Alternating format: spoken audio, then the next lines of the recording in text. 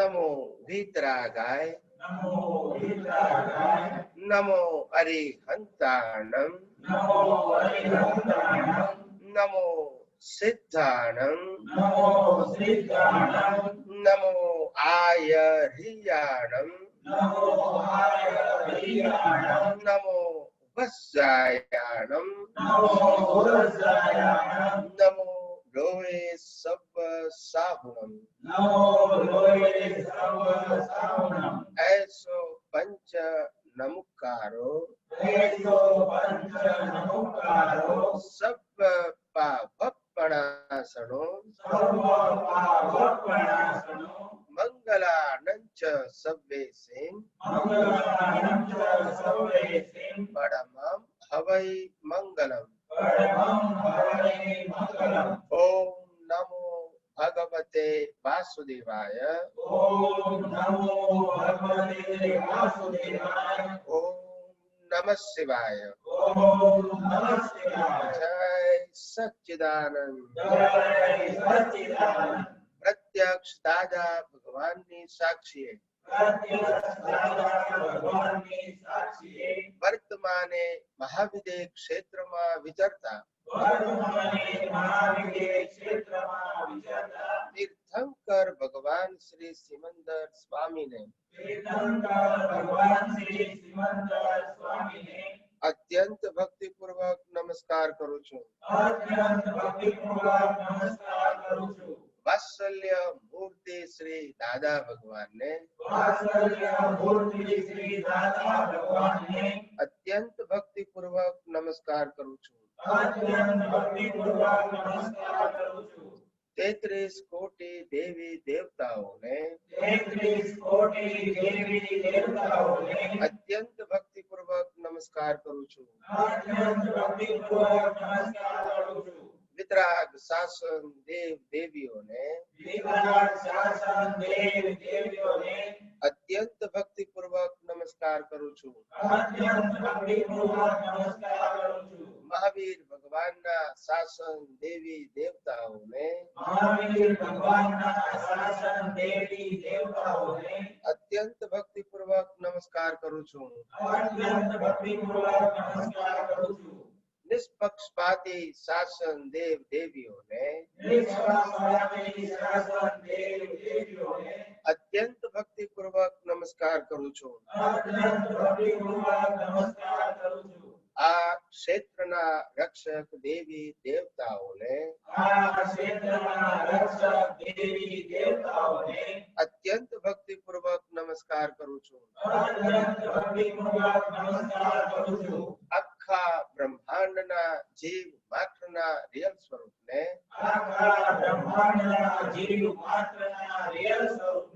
अत्यंत भक्ति पूर्वक नमस्कार करूं छूं।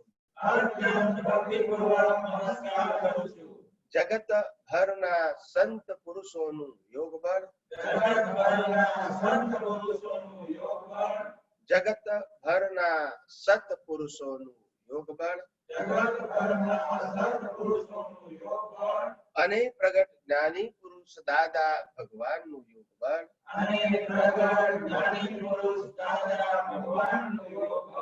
સમસ્ત વિશ્વનું કલ્યાણ કરો કલ્યાણ કરો કલ્યાણ કરો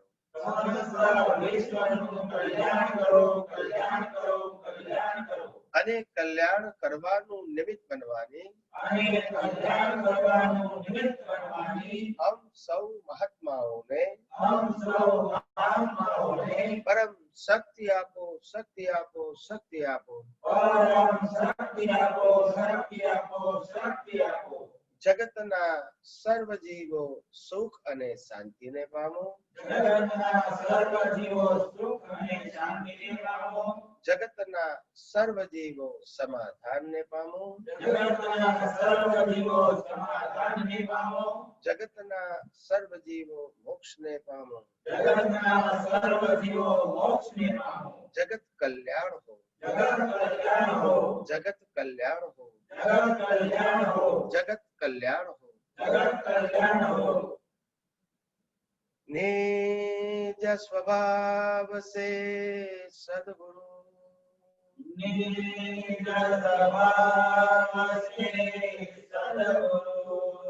अगुरु लघु सर्वज्ञ है।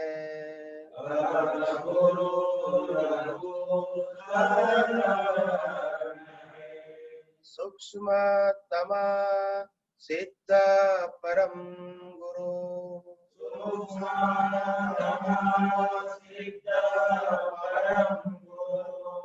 सत्यम निश्चय वंद्य है।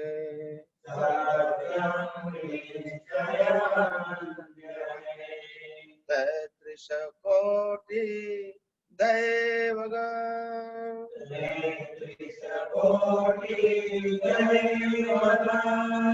विस्महितार्थे स्वागतम।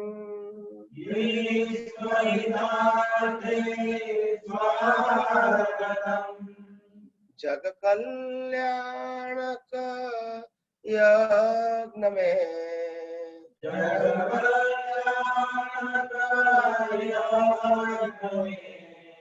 मंगलमय जो आशीषम।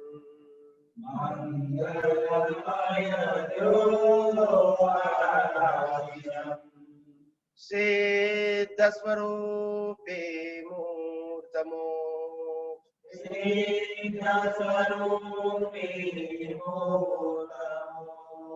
गलती भूल को माफी दो।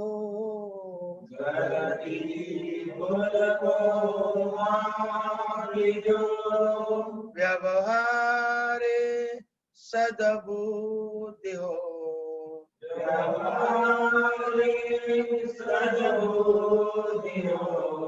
निश्चय में अभिप्रोति दो।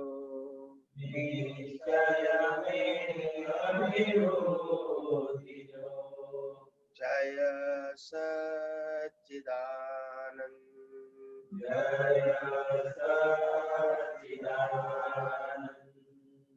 जय सच्चिदानंद।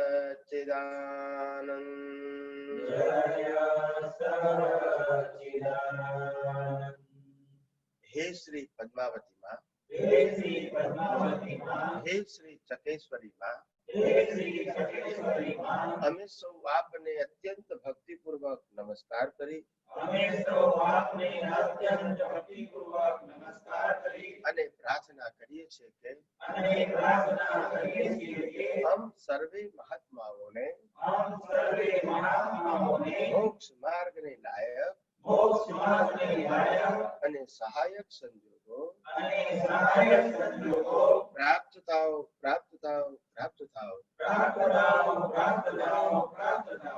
हे श्री मातंग यक्ष, हे श्री सिद्धायिका देवी, અમે સૌ આપને અત્યંત ભક્તિ પૂર્વક નમસ્કાર કરી અને પ્રાર્થના કરીએ છીએ કે हम सर्वे महात्माओने केवल वितराग चारित्र धारण करी શાસનની રક્ષા કરવાનું ઉત્કૃષ્ટ પ્રકારનું નિમિત્ત કરવાની પરમ શક્તિ આપો। श्री अम्बे माताजी ने तथा श्री भद्रकाली माताजी ने अत्यंत भक्ति पूर्वक नमस्कार करी અને प्रार्थना करिए छे के प्राप्त मन वचन कायाथी आ जगतना कोई पण जीवने किंचित मात्र पण दुख न थाय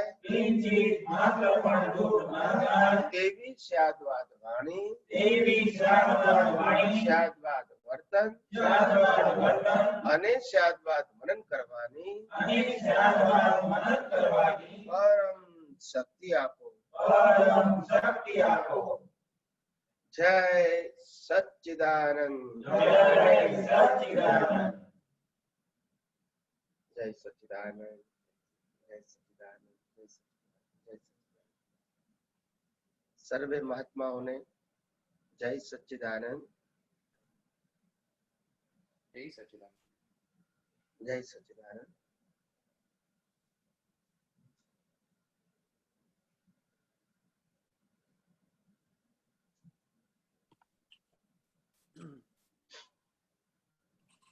સચ્ચિદાનંદ.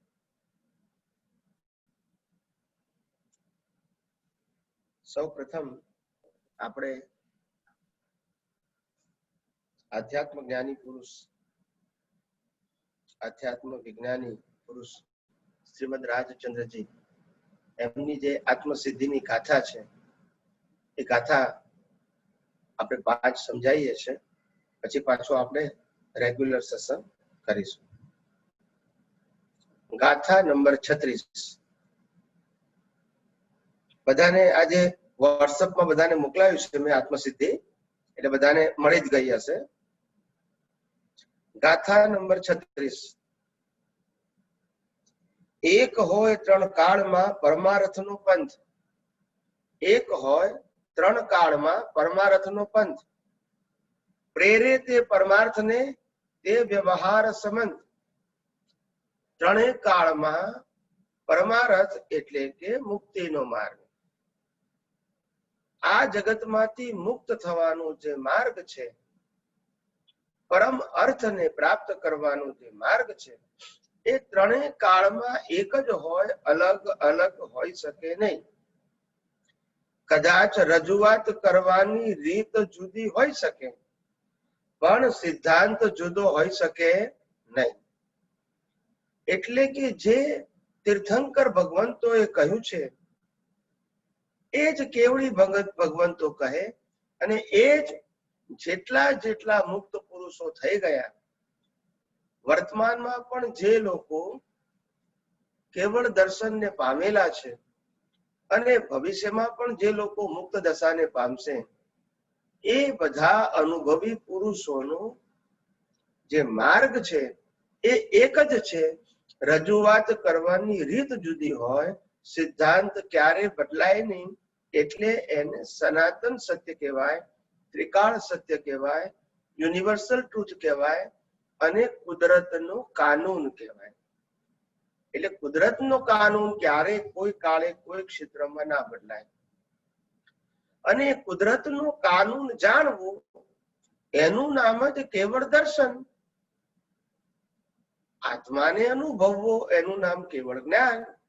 અને આ જગતને સિદ્ધાંતથી જાણવું એનું નામ કેવળ દર્શન. એટલે કે 3 કાળમાં એક હોય પરમાર્થનો પંથ. પ્રેરે તે પરમાર્થને તે વ્યવહાર સંબંધ. જે જ્ઞાની પુરુષો આવા સનાતન સત્યની વાત કરે છે તે વ્યવહાર સંબંધ, એટલે કે તે જ વ્યવહારમાં યોગ્ય છે.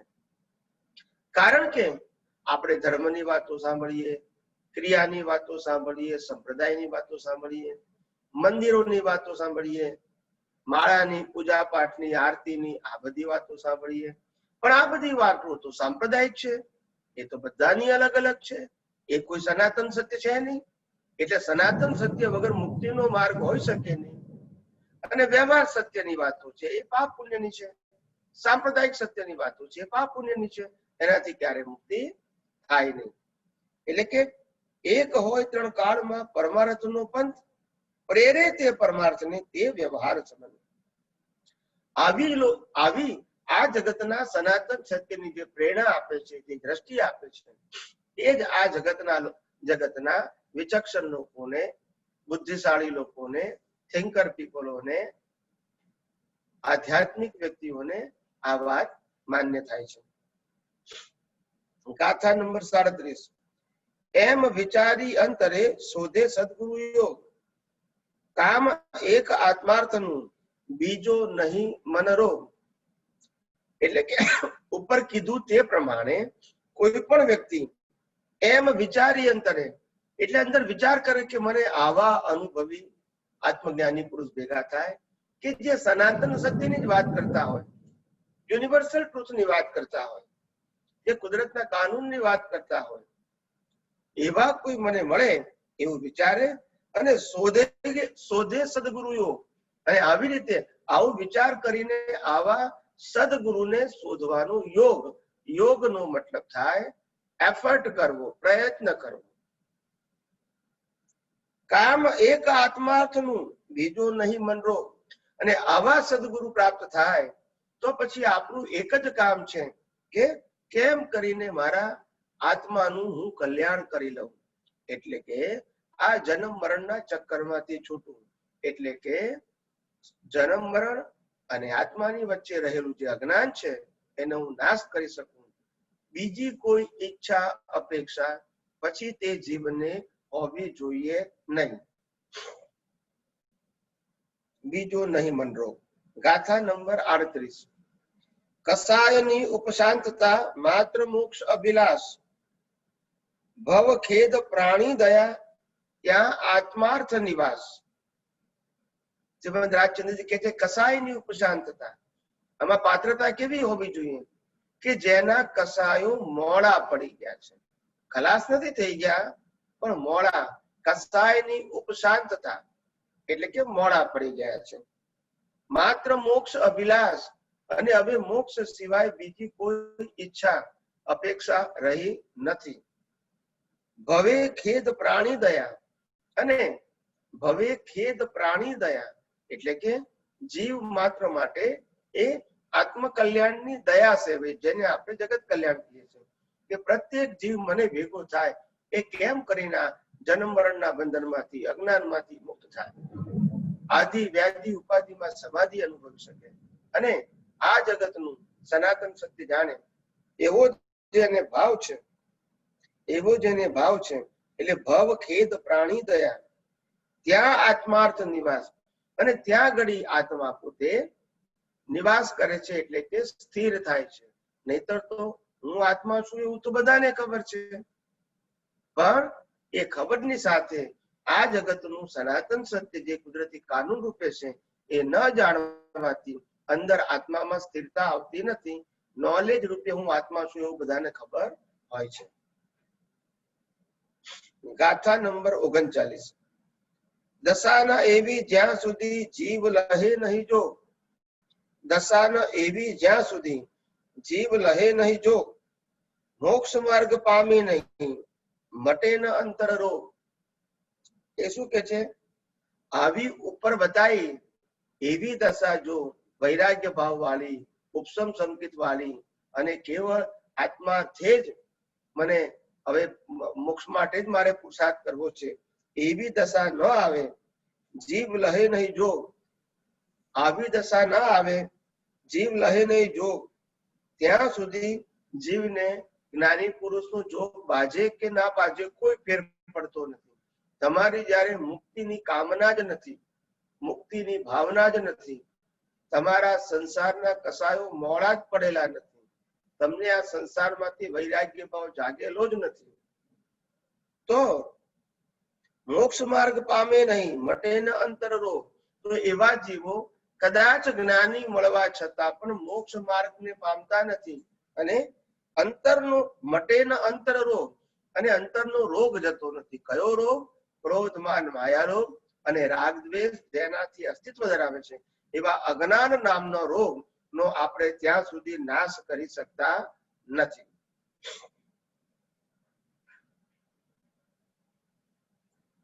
આવે જ્યાં એવી દશા, આવે જ્યાં એવી દશા,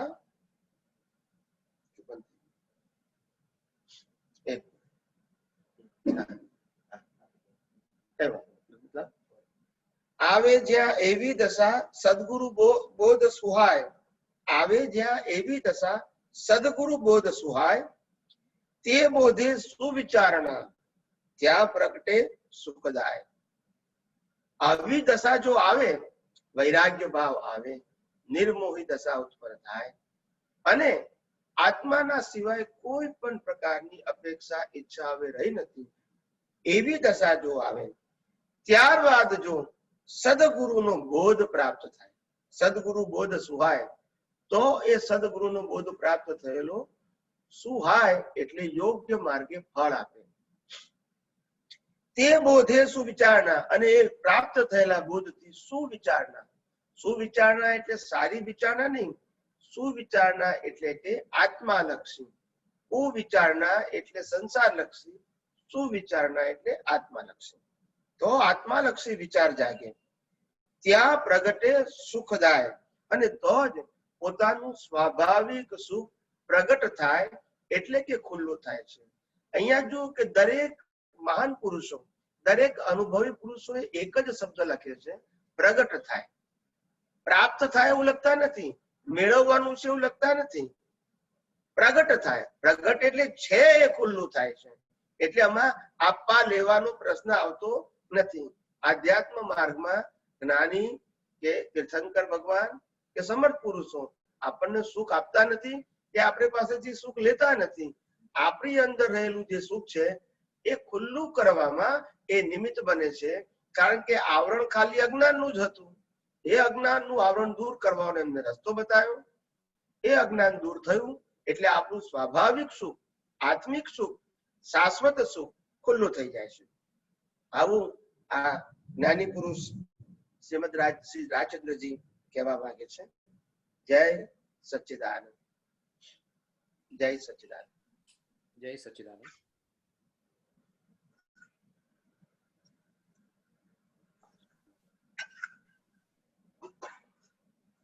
બોલો. નીલુ સોલંકી. હા,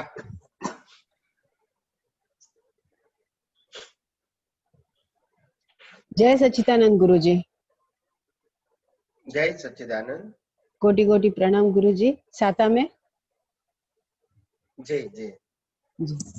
गुरुजी पहले तो है ना, एक तो ये जो आप इतने दिनों से सुन रहे हैं गुरुजी, उसके बाद में ये जो सपनों के उन सपने होते, सोने के बाद जो सपने आते हैं, चार्ज डिस्चार्ज जो भी उसमें होता है, समझाने के बाद में 7 गुणस्थानक 14 लाख के लेयर से, ये सब आपसे भी सुन रहे हैं और हमारा अलग से सत्संग चल रहा है उसमें भी सुन रहे हैं गुरुजी.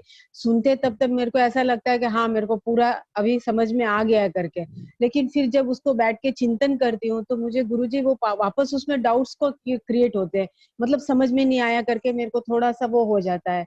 तो ये कि अंतराय कर्म है गुरुजी मेरा? नहीं नहीं नहीं, समझ में नहीं आता है तो इसमें अंतराय कर्म क्या है? समझ में नहीं आता है मतलब कोई कंफ्यूजन है. अंतराय कर्म किसको बोलता है कि जो चीज प्राप्त होती है इसको तिरस्कार करोगे तो फिर अंतराय आएगा. वो क्या इसमें ना आदमी ये विज्ञान में ही ना गुरुजी ये बात तो नहीं नहीं नहीं, ये संशय तो उठेगा ना. संशय नहीं उठेगा तो प्रश्न कैसे होगा? संशय अलग चीज है और स्वीकार नहीं करना वो अलग चीज है. क्या स्वीकार नहीं किया गुरुजी? जैसे आप जो ज्ञान दे रहे हो उसको मैं स्वीकार नहीं कर रही हूँ. मेरा कहने का मतलब है कि कोई बात को स्वीकार नहीं करना वो अज्ञान है, वो विरोध है, वो अंतराय है. मगर जो बात समझ में नहीं आती है इसको समझने की कोशिश करना, इसके लिए प्रश्न करना, वो गलती नहीं है. तो ये तो अब मेरा थोड़ा कम ही हुआ ना लेवल, समझने का लेवल कम हुआ, इसका मतलब मेरा थोड़ा कम है. हाँ, वो सभी का समझ का लेवल कम है, तभी तो सत्संग सुन के प्रश्न तड़ी करके अपना समाधान प्राप्त करते हैं. इसमें कोई गलती थोड़ी बात है. हम महावीर भगवान के पास जाएंगे तो हम कहेंगे महावीर आपका जो ज्ञान है उससे मेरे ज्ञान की कमी है, तो कमी है तभी तो आए भगवान के पास. अगर कमी नहीं हो तो जाने की जरूरत क्या थी? तो कमी है वो तो कॉमन बात है ना, सबकी बात है, एक व्यक्ति की बात नहीं है, सभी की बात है. और अगर म्यूट हो गए.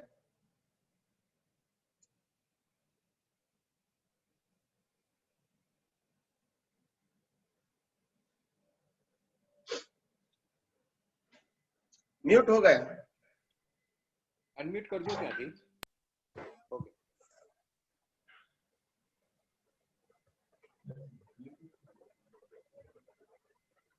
हाँ, इंटरनेट हाँ सॉरी गुरुजी वो बीच में. तो गुरुजी मैं पूछ रही थी आपको कि मेरे जो समझते समझते पढ़ते पढ़ते क्या होता है गुरुजी कि थोड़ी सी है ना घबराहट और चिड़चिड़ापन होके हाँ नहीं सुनना ही नहीं है, मेरे को नहीं जाना है, इसमें पढ़ना ही नहीं है, आत्मा में तो ये वापस थोड़ा अंतराय में आ जाता है गुरुजी। ये ये होता है एक प्रकार का, वो वैराग्य भाव नहीं है, मगर ये लगता है ऐसा कि हमको ये शायद प्राप्त नहीं होता तो क्या होगा, इसीलिए संसार ही बराबर है, ऐसा कभी कभी लगता है। संसार तो बराबर नहीं लगता है गुरुजी, वो तो अभी क्वेश्चन ही क्योंकि नहीं है, एक बस बार इसमें ही संसार है। है और एक बार आत्मा है, दो ही ऑप्शन होता है व्यक्ति के पास। हाँ गुरुजी, लेकिन अगर इसमें आत्मा में रस नहीं है तो संसार में रस आता है, नहीं संसार में रस नहीं है तो फिर आत्मा में रस आता है। नहीं, संसार रस तो नहीं है वाले, समझ की बात है कि मेरे को समझ में क्यों नहीं आ रहा है, ये क्वेश्चन हो जाता है मेरे, क्यों नहीं चढ़ रहा है, क्यों नहीं समझ में आ रहा है, इतनी अच्छी तरह से एक एक पॉइंट के साथ समझाया जा रहा है वहां पर कि डाउट रखने जैसा नहीं है, फिर भी मेरे ज्ञान में नहीं उतर रहा है, तो क्या मेरा ये क्यों है ये चलता है गुरुजी अभी। कोई बात। ठीक है, जय सच्चिदानंद। जय सच्चिदानंद।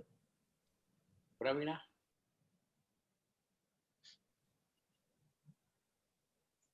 हाँ, कौन है? प्रवीणा। हाँ जी, जय सच्चिदानंद स्वामी जी। जय सच्चिदानंद। कोटि कोटि वंदन स्वामी जी। જય હવે શું છે કે ચારેય ગતિમાં મનુષ્ય પાસે જે છે એ બાકીની ત્રણ ગતિમાં શું માઇનસ થાય છે, શું માઇનસ થાય છે એ ખાલી એટલે અને પર્ટિક્યુલરલી દેવ ને નરકમાં. હા, ના એટલે બધામાં માઇનસ તો કશું નહીં કે ત્યાં ઘડી પુરુષાર્થ હોતો નથી, કારણ કે પ્રતિષ્ઠિત ચાર્જિંગ ના હોય એક જ, બીજું એ સિવાય બાકી તો ડિસ્ચાર્જ તો બધું હોય જ ને, એ કાર નક્ષત્ર પ્રમાણે હોય, એના કર્મ પ્રમાણે. અંતસ્કરણ, મન, બુદ્ધિ, ચિત્ત, અહંકાર, ક્રોધ, માન, ડિસ્ચાર્જ હોય બધું, ચાર્જ કશું ના હોય. પણ હોય ખરી બધું. હા, એ તો ભોગવે કઈ રીતે? બરાબર. શરીર તો ઇન્સ્ટ્રુમેન્ટ છે, તમે સમજો કે શરીર ઇન્સ્ટ્રુમેન્ટ છે, ઇન્સ્ટ્રુમેન્ટ થ્રુ ભોગવાય, ઇન્સ્ટ્રુમેન્ટ ના ભોગવે. બરાબર. પૈસાથી વસ્તુ ખરીદીએ એટલે વસ્તુનો ઉપયોગ કરી શકીએ, પણ પૈસા વસ્તુને ના ભોગવે.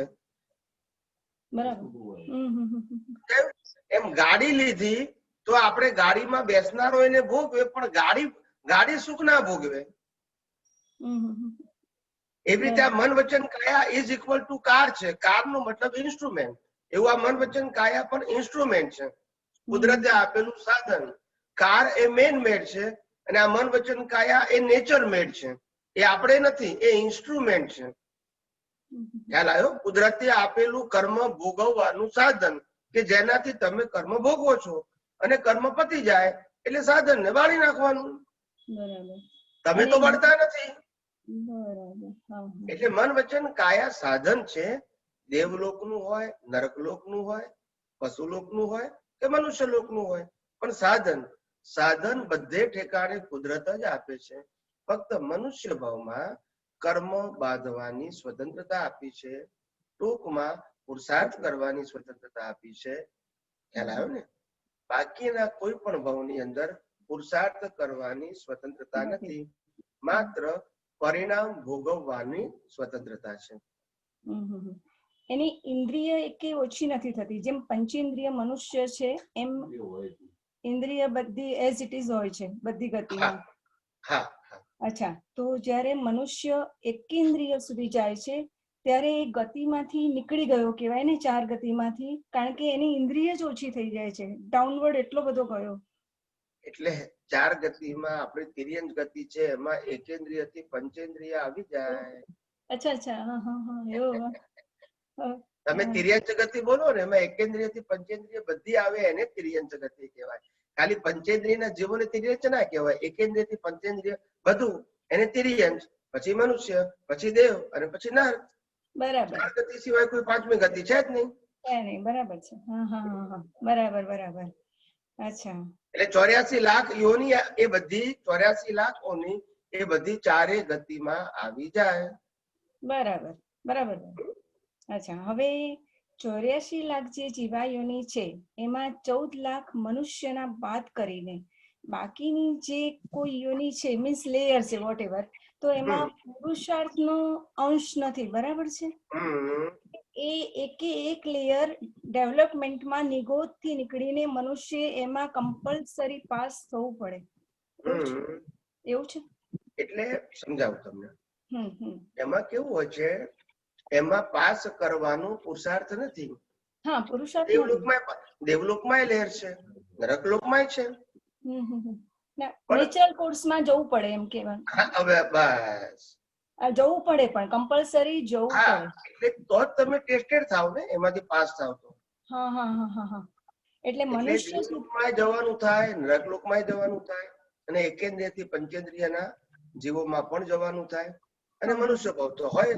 હોય મનુષ્ય એક જ એવો ભાવ છે કે જેમાં તમે તમારા સ્વ સ્વરૂપને ઓળખી શકો છો, સમજી શકો છો, અનુભવી શકો છો, અને અજ્ઞાનનો નાશ કરી જન્મ મરણથી મુક્તિ પ્રાપ્ત કરી અને મોક્ષે પણ જઈ શકો છો. આ ખાલી આ એક જ ગતિમાં થઈ શકે છે, મનુષ્ય ગતિમાં. બરાબર છે, બરાબર છે. હા હા હા. એટલે 84 સિવાય જે 70 લાખ જે લેયર છે એને તો compulsory we have to pass through. હા, બરાબર. ખાલી પાસ થ્રુ છે. હા હા હા, બરાબર છે. એને પુરુષાર્થ નથી કરવાનો, એને ડેવલપ થવાનું નથી. કુદરત એને ડેવલપ કર્યા જ કરે છે. જેમ આપણે હિમાલયમાંથી નીકળતી ગંગા ધીમે ધીમે ધીમે પર્વત ઉપરથી જમીન ઉપર આવે અને પછી ડ્રાઈવ કરી અને 1700 કિલોમીટર પછી ડ્રાઈવ કરીને દરિયાને મળી જાય છે, પણ આ બટ નેચરલ પ્રોસેસ છે. એમાં એને કોઈ એફર્ટ કરવાનો નથી. બરાબર. ઓકે. જય સચિદાનંદ. જય સચિદાનંદ.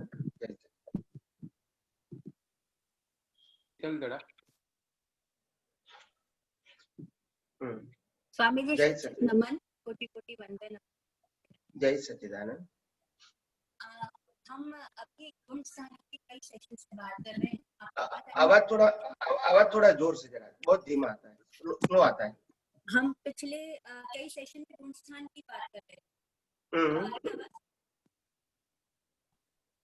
हैं। थोड़ा थोड़ा और प्लीज करो। अच्छा, मैं इधर से बोलती हूँ। हमने ये सुना कि 7वें गुण स्थान तक जीव अपनी समझ को बढ़ाता है विज्ञान को लेके, और 8वें से लेके 12वें गुण स्थान तक वो उपयोग करता है। उपयोग कम ज्यादा होता रहता है, तो 8वें से 12वें तक अप डाउन चलता है। अब पहला प्रश्न ये है कि क्या 7वें के बाद 8वें के बाद मुझे जीव को पता चलता है कि वो अप डाउन कर रहा है? क्या उसके ज्ञान में आता है कि ये करने से उसका बढ़ा या कम हुआ उपयोग?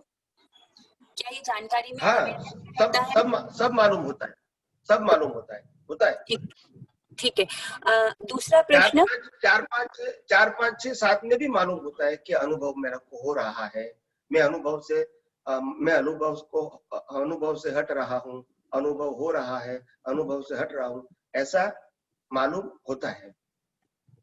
अच्छा, दूसरा प्रश्न कि ज्ञान, एक बात ध्यान में रखो, अनुभव ऐसा नहीं कि समकीति को होता है, अनुभव अज्ञानी को भी होता है, हर चीज का। ये सुख है, ये दुख है, ये लाभ है, ये नुकसान है, अनुभव करना वो तो अज्ञानी का भी, क्योंकि आत्मा है तभी अनुभव है, नहीं तो आत्मा नहीं है तो अनुभव कौन करेगा? अज्ञानी भी अनुभव कर सकता है, वो अज्ञान का कर सकता है, मगर अनुभव करेगा तभी तो वो भाव अच्छा करेगा, बुरा करेगा, चेंज करेगा। आप समझे ना? उसकी पसंदगी वाला करेगा, उसको सुख पसंद आएगा ऐसा करेगा, दुख पसंद आएगा ऐसा नहीं करेगा, तो अज्ञानी भी ये करता है। तो स्वामी जी, क्या डिफरेंस आता है? क्यों हम पुरुषार्थ की तरफ बढ़ रहे हैं? मेरा अवेयरनेस उसके प्रति ज्यादा है ना, कि ये इन सब चीजों के बावजूद भी मुझे दुख मिल रहा है, मुझे ये एहसास होता है कि ये सुख नश्वर है। तो ये ज्ञान की या विज्ञान कहें हम, इसका अवेयरनेस मुझे ज्यादा है, डेप्थ ज्यादा है इसलिए, या किसी जीव को अभी तक पता ही नहीं चला कि ज्ञान क्या होता है और अज्ञान क्या होता है, उसे सिर्फ संसार के बारे में जो वो मतलब जन्मों से करता आया है। What is the difference between when a जीव स्टार्ट्स डूइंग पुरुषार्थ, एक्चुअल पुरुषार्थ? पुरुषार्थ पुरुषार्थ तो जीव मनुष्य में आके करता ही है, मगर जैसा ज्ञान दर्शन है वैसा उनका पुरुषार्थ होता है। अगर मिथ्या ज्ञान दर्शन है तो वही पुरुषार्थ है, और सम्यक ज्ञान दर्शन है तो वही पुरुषार्थ है। और बाद में सम्यक ज्ञान दर्शन होने के बाद इनको सही डायरेक्शन मिलता है तो वो आध्यात्म के मार्ग में आगे बढ़ने का भी पुरुषार्थ कर सकते हैं। अगर इसको सपोर्ट नहीं मिलता है तो धीरे धीरे ये ज्ञान दर्शन वो माइल्ड हो जाता है, यानी इनएक्टिव फॉर्म में हो जाता है। आप समझे ना? मगर मनुष्य भाव में हर व्यक्ति को पुरुषार्थ करना है, वो तो है ही। जैसा ज्ञान दर्शन वैसा पुरुषार्थ। जब हम पशु योनि से, તમારી વોઇસ નથી આવતી સીધી। जब हम पशु योनि से, तो हमारा जीरो पुरुषार्थ जो विज्ञान का उपयोग है वो जीरो है। और मैं ये मन वचन काया को ही अपना समझती हूँ और सब कुछ वैसा ही काम करती हूँ। तो धीरे मैं कितना ही कुछ भी धीरे धीरे वैसे चलती रहती हूँ। ये ओपनर जो है, हम बात करते हैं कि ओपनर ऐसा क्या कार्य मेरे थ्रू होता है कि मुझे ओपनर मिलता है, क्योंकि मेरी समझ तो वही है। मैं या तो पाप के लिए काम करूंगी या पुण्य के लिए काम करूंगी। पुण्य के लिए काम करती हूँ वो भी शरीर समझ के काम करती हूँ, तो वो भी संसार की उसमें जाता है। तो फिर जीव का वो शुरुआत, पहला पुरुषार्थ शुरुआत कहाँ से होता है? क्या ऐसा कार्य होता है जब उसको खुद को रियलाइज होता है कि दिस इज ऑल मिथ्या? वो तो मैंने कहा ना, ज्ञान दर्शन के मुताबिक ही पुरुषार्थ होता है। हर व्यक्ति को ज्ञान दर्शन से ही अनुभव होता है। जितना ज्ञान, जो ज्ञान है, जो दर्शन है, उसी के मुताबिक उपयोग है, उसी के मुताबिक अनुभव है। स्वामी जी, बट मैं पहला जन्म ले रही हूँ मनुष्य में। मेरा अभी तक का सारा भव पशु योनि में से एक इंद्रिय, बेंद्रिय, तेंद्रिय, चौरेंद्रिय करते करते मैं पहली बार आई हूँ। तो मेरे पास तो अभी विज्ञान नाम की कोई चीज ही नहीं है, मेरा दर्शन ही नहीं है। मेरे को कहीं ना कहीं तो जीरो से स्टार्ट करना रहेगा ना। तो वो ऐसी क्या चीज होती है जहाँ मेरा विज्ञान खुद ब खुद ही खुलेगा? एक बार तो खुद ब खुद 1% आएगा जब, तो फिर बाद में जाके वो विज्ञान नहीं खुलेगा। पहले तो बुद्धि आती है, तो 5 इंद्रियों से ये रिलेटिव सत्य समझ में आता है फर्स्ट टाइम। इसमें विज्ञान नहीं होता है। 5 इंद्रियों से पहले भी 5 इंद्रियां थी पशु योनि में, मनुष्य में आए तो भी 5 इंद्रियां आई थी। उसके बाद प्लस बुद्धि मिली, तो बुद्धि से इंसान अपने स्वार्थ के लिए सोचता है। तो बुद्धि होने के बाद ये सोचता है इंसान, तो उसमें तो सम्यक मिथ्या नहीं है, वो तो मिथ्या ही है, व्यवहार ज्ञान ही है उनके पास है फर्स्ट टाइम। और वो सारा पुण्य कुछ नहीं होता है। ठीक है, तो सारा उन्होंने जो काम किया, माने कि पाप का किया, पुण्य किया, थोड़ा थोड़ा पुण्य भी करना चालू किया। संसार को देख के दान भी समझ में आया, ये भी समझ में आया, वो भी करना चालू किया। वो पुण्य भी तो संसार के खाते में ही गया, क्योंकि मैंने मन वचन काया को अपना मान के दान किया था, या जो भी अच्छा कार्य किया था वो संसार की दृष्टि में गया। मेरा पहला जो दर्शन अगर हम बोले, वो 1% कैसे और कब खुलता है? कब मुझे रियलाइज होता है कि this is all, what ever I am doing is wrong? हाँ, वो तो जैसे जैसे आपका डेवलपमेंट बढ़ेगा इन अ ह्यूमन लाइफ, वैसे वैसे मार खाते खाते खाते खाते खाते खाते आपको मालूम हो जाएगा कि आखिर इतना सारा करने के बाद भी जो मैं 5 इंद्रियों के माध्यम से सुख प्राप्त करना चाहती थी, वो अभी तक मेरे को नहीं मिला। साधन मिला, संबंध मिला, संपत्ति मिली, सत्ता भी मिली, बाकी सब कुछ मिला, मगर सब कुछ मैंने नहीं मिला था तब सुख माना था। मिलने के बाद मालूम हुआ कि उसमें तो सुख है ही नहीं। फिर वो देखते हैं कि तो आखिर सुख कहाँ है, वो ढूंढने का प्रयास करता है। आप समझे ना? फिर उसको अनुभवी ज्ञानी मिलते हैं। समझ में आया? जी। आपकी रिक्वायरमेंट नहीं है वहां तक नहीं मिलेगा। दुनिया में है कि नहीं वो इम्पोर्टेंट नहीं है। कुदरत क्या करेगी, आपकी जरूरत है तभी तो संजोग देगी। जरूरत नहीं है आपको तो संजोग नहीं देगी, भले कुदरत भले दुनिया में है। जैसे ये विज्ञान है, ठीक है, अध्यात्म, जैसे ये अध्यात्म विज्ञान है, ठीक है, अभी दुनिया में उपलब्ध है, मगर किसको मिलेगा? जिसकी भावना होगी कि मेरे को इस प्रकार का विज्ञान चाहिए, उसी को तो मिलेगा ना, सबको तो नहीं मिलेगा ना। तो इसमें नहीं मिलता है, इसमें और किसी की कमी नहीं है, खुद की ही भावना नहीं है। दूसरा प्रश्न, हम ये बोले कि 7वें गुण स्थान तक भी हम अपना उपयोग बढ़ाते हैं विज्ञान का, समझ बढ़ाते हैं, समझ और उपयोग इन दोनों चीजों में थोड़ा सा मुझे क्लैरिटी चाहिए। आपने विज्ञान की समझ बढ़ाई और आपने विज्ञान का उपयोग किया, आप समझ बढ़ाते हो 7th गुण स्थान तक और 8th के बाद आप उपयोग बढ़ाते हो। अभी आज की वर्तमान स्थिति को देखते हुए मुझे ऐसा लग रहा है कि मैं समझ के साथ उपयोग भी तो कर रही हूँ, समझ बढ़ेगी नहीं, जैसे जैसे मैं उपयोग करती हूँ वैसे वैसे मुझे समझ में, रोज की घटना में देखती हूँ, ये विचार आया लेकिन कार्य वैसा नहीं हुआ, ये विचार आया लेकिन कार्य वैसा हुआ, हर चीज में कंपैरिजन करती हूँ तो मेरी समझ बढ़ रही है, लेकिन साथ के साथ मुझे उपयोग भी करना पड़ता है। तो how do we differentiate between, कहीं ना कहीं डिफरेंस होगा, क्योंकि अगर 7 तक अगर मैं पूरा पूरा समझ लूंगी तो मेरा उपयोग भी तो फिर पूरा पूरा होना चाहिए। What is the difference between समझ एंड उपयोग? हाँ, तो 4 से 7 तक हर व्यक्ति को, इवन दो अज्ञानी को भी उपयोग भी होता है और पुरुषार्थ भी होता है, उपयोग भी होता है, पुरुषार्थ भी होता है, और यही उसका डेवलपमेंट की प्रोसेस है। अज्ञानी को भी डेवलपमेंट की प्रोसेस में उपयोग और अनुभव होता है। ऐसे संकित होने के बाद भी उपयोग और अनुभव बढ़ता जाता है। यहाँ अनुभव का उपयोग और अनुभव दोनों पैरेलल होता है, मगर कब तक उपयोग बढ़ेगा, अनुभव बढ़ेगा? 7 तक। 7 के बाद उनको 100% ये दुनिया का सनातन सत्य मालूम हो गया, समझ में 100% आ गया।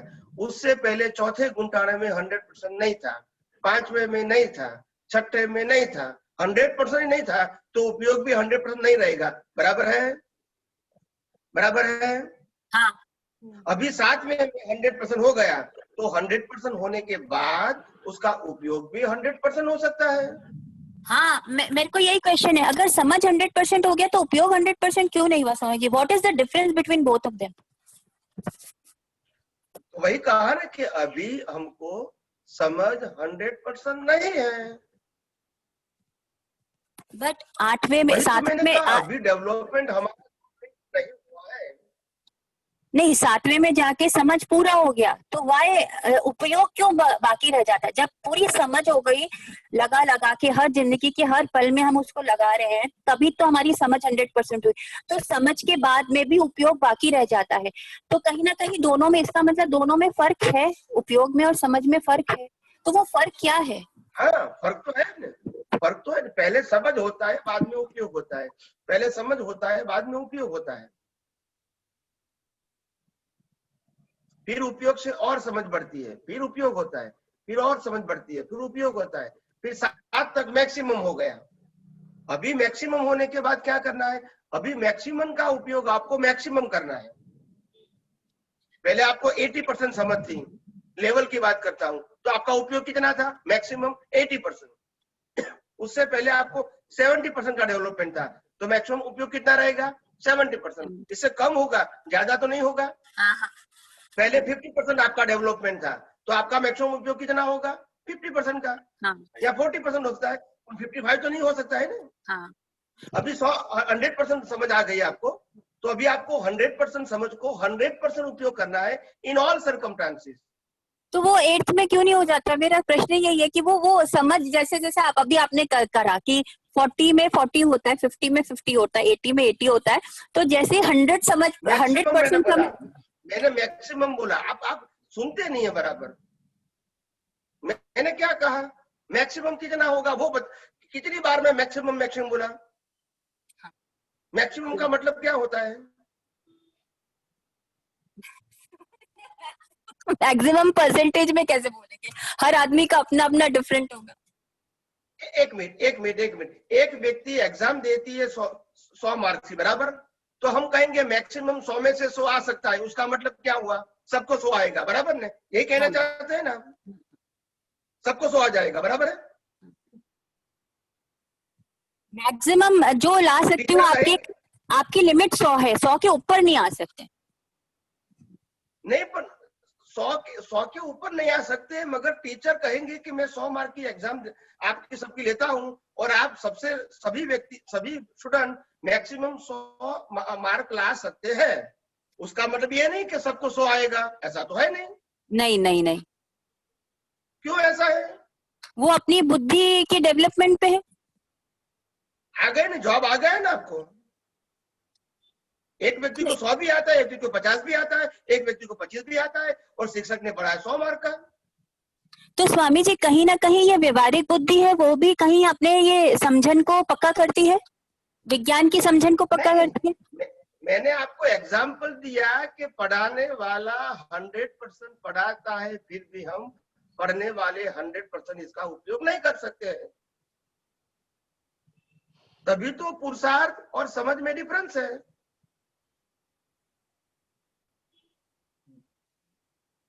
थोड़ा सा कहीं ये बार बार करने से शायद आएगा। अभी भी कहीं ऐसा लग रहा है पूरा गले से नहीं उतरा, बार बार शायद प्रयोग है, बार बार सुनने से थोड़ा और क्लियर हो गए। कोई बात नहीं, पर इतना जरूर ध्यान रखना, जो हम पढ़ते हैं वो 100% इसको रिप्लाई नहीं कर सकते हैं।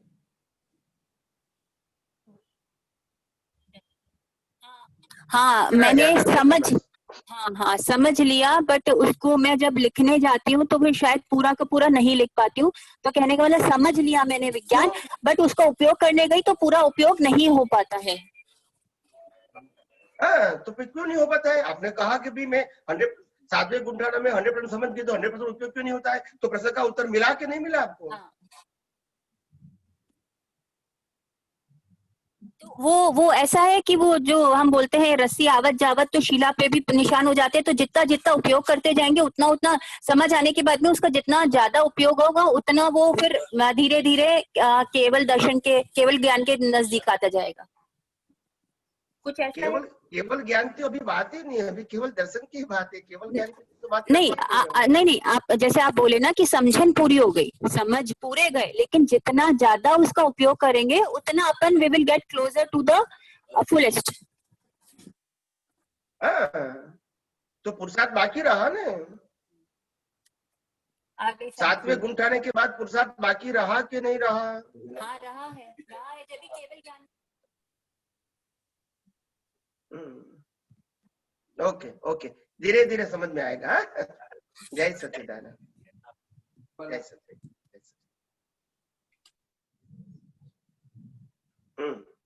बोलो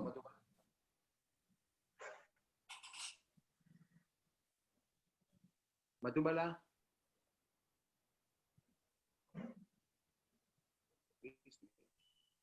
आवाज नहीं आती है बिल्कुल। अच्छा मित्र, यही अभी जो इन्होंने पूछा वही मुझे पूछना था। तो सबसे पहला सम्यक ज्ञान कहाँ पे होता है? तो कहा जाता है कि दान देने से भावे भावना भावे, भावे दीजिए दान। तो भाव से कैसे दान? भाव से ही दान देना है, क्रिया से नहीं।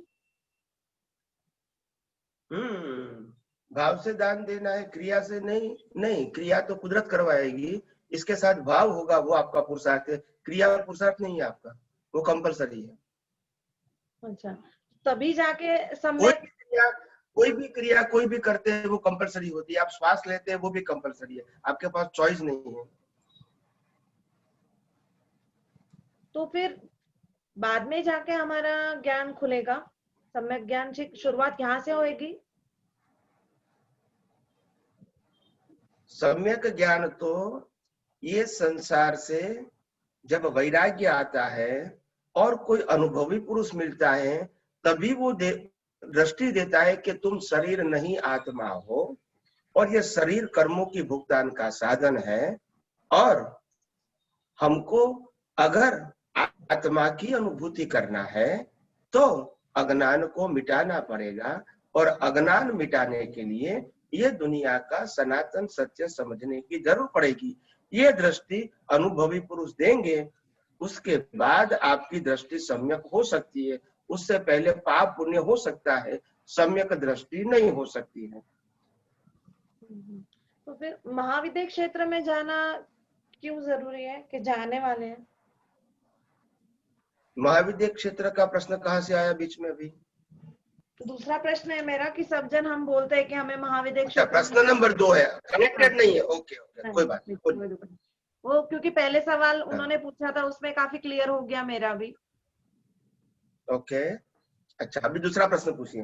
हाँ, महाविद्य क्षेत्र में जाना हम रोज मांगते हैं, मतलब जैन मंदिर में तो ऐसा बोला जाता था, अभी मुझे पता नहीं है कि महाविद्य क्षेत्र में जाना मांगते हैं, महाविद्य क्षेत्र में जाना है, महाविद्य क्षेत्र में जाना है, तो क्यों?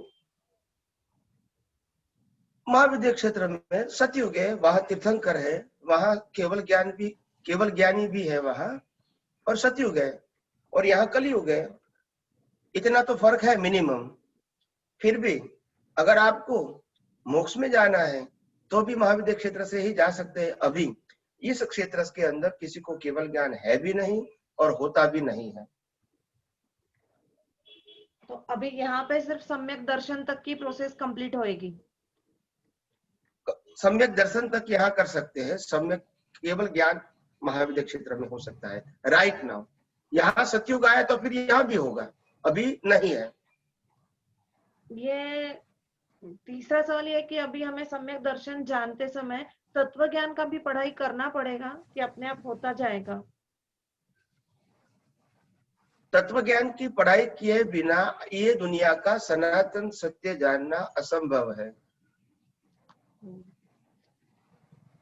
जो भी जानोगे वो सिर्फ धार्मिक सत्य होगा, और धार्मिक सत्य वो पाप पुण्य से कनेक्टेड है। इसको आध्यात्म विज्ञान से कोई कनेक्शन नहीं है। आप लाखों करोड़ों रुपया का दान करो, लाखों व्यक्तियों को हेल्प करो, धार्मिक पूजा पाठ माला गिनो, उपवास व्रत जप तप करो, इससे आध्यात्म मार्ग से कोई मतलब नहीं है। हाँ, इससे पाप पुण्य से मतलब है, आप देवलोक भी जा सकते हैं, इससे अज्ञान नहीं मिटा सकते। अच्छा, तत्व ज्ञान जानना हो। और अज्ञान को मिटाने के लिए विज्ञान यानी सनातन सत्य चाहिए, व्यवहार सत्य नहीं चाहिए, शुभाशुभ सत्य नहीं चाहिए, शाश्वत सत्य चाहिए जो कभी परिवर्तन नहीं होता है। समझा साहब जी। उसके बिना अज्ञान जाना संभव नहीं है।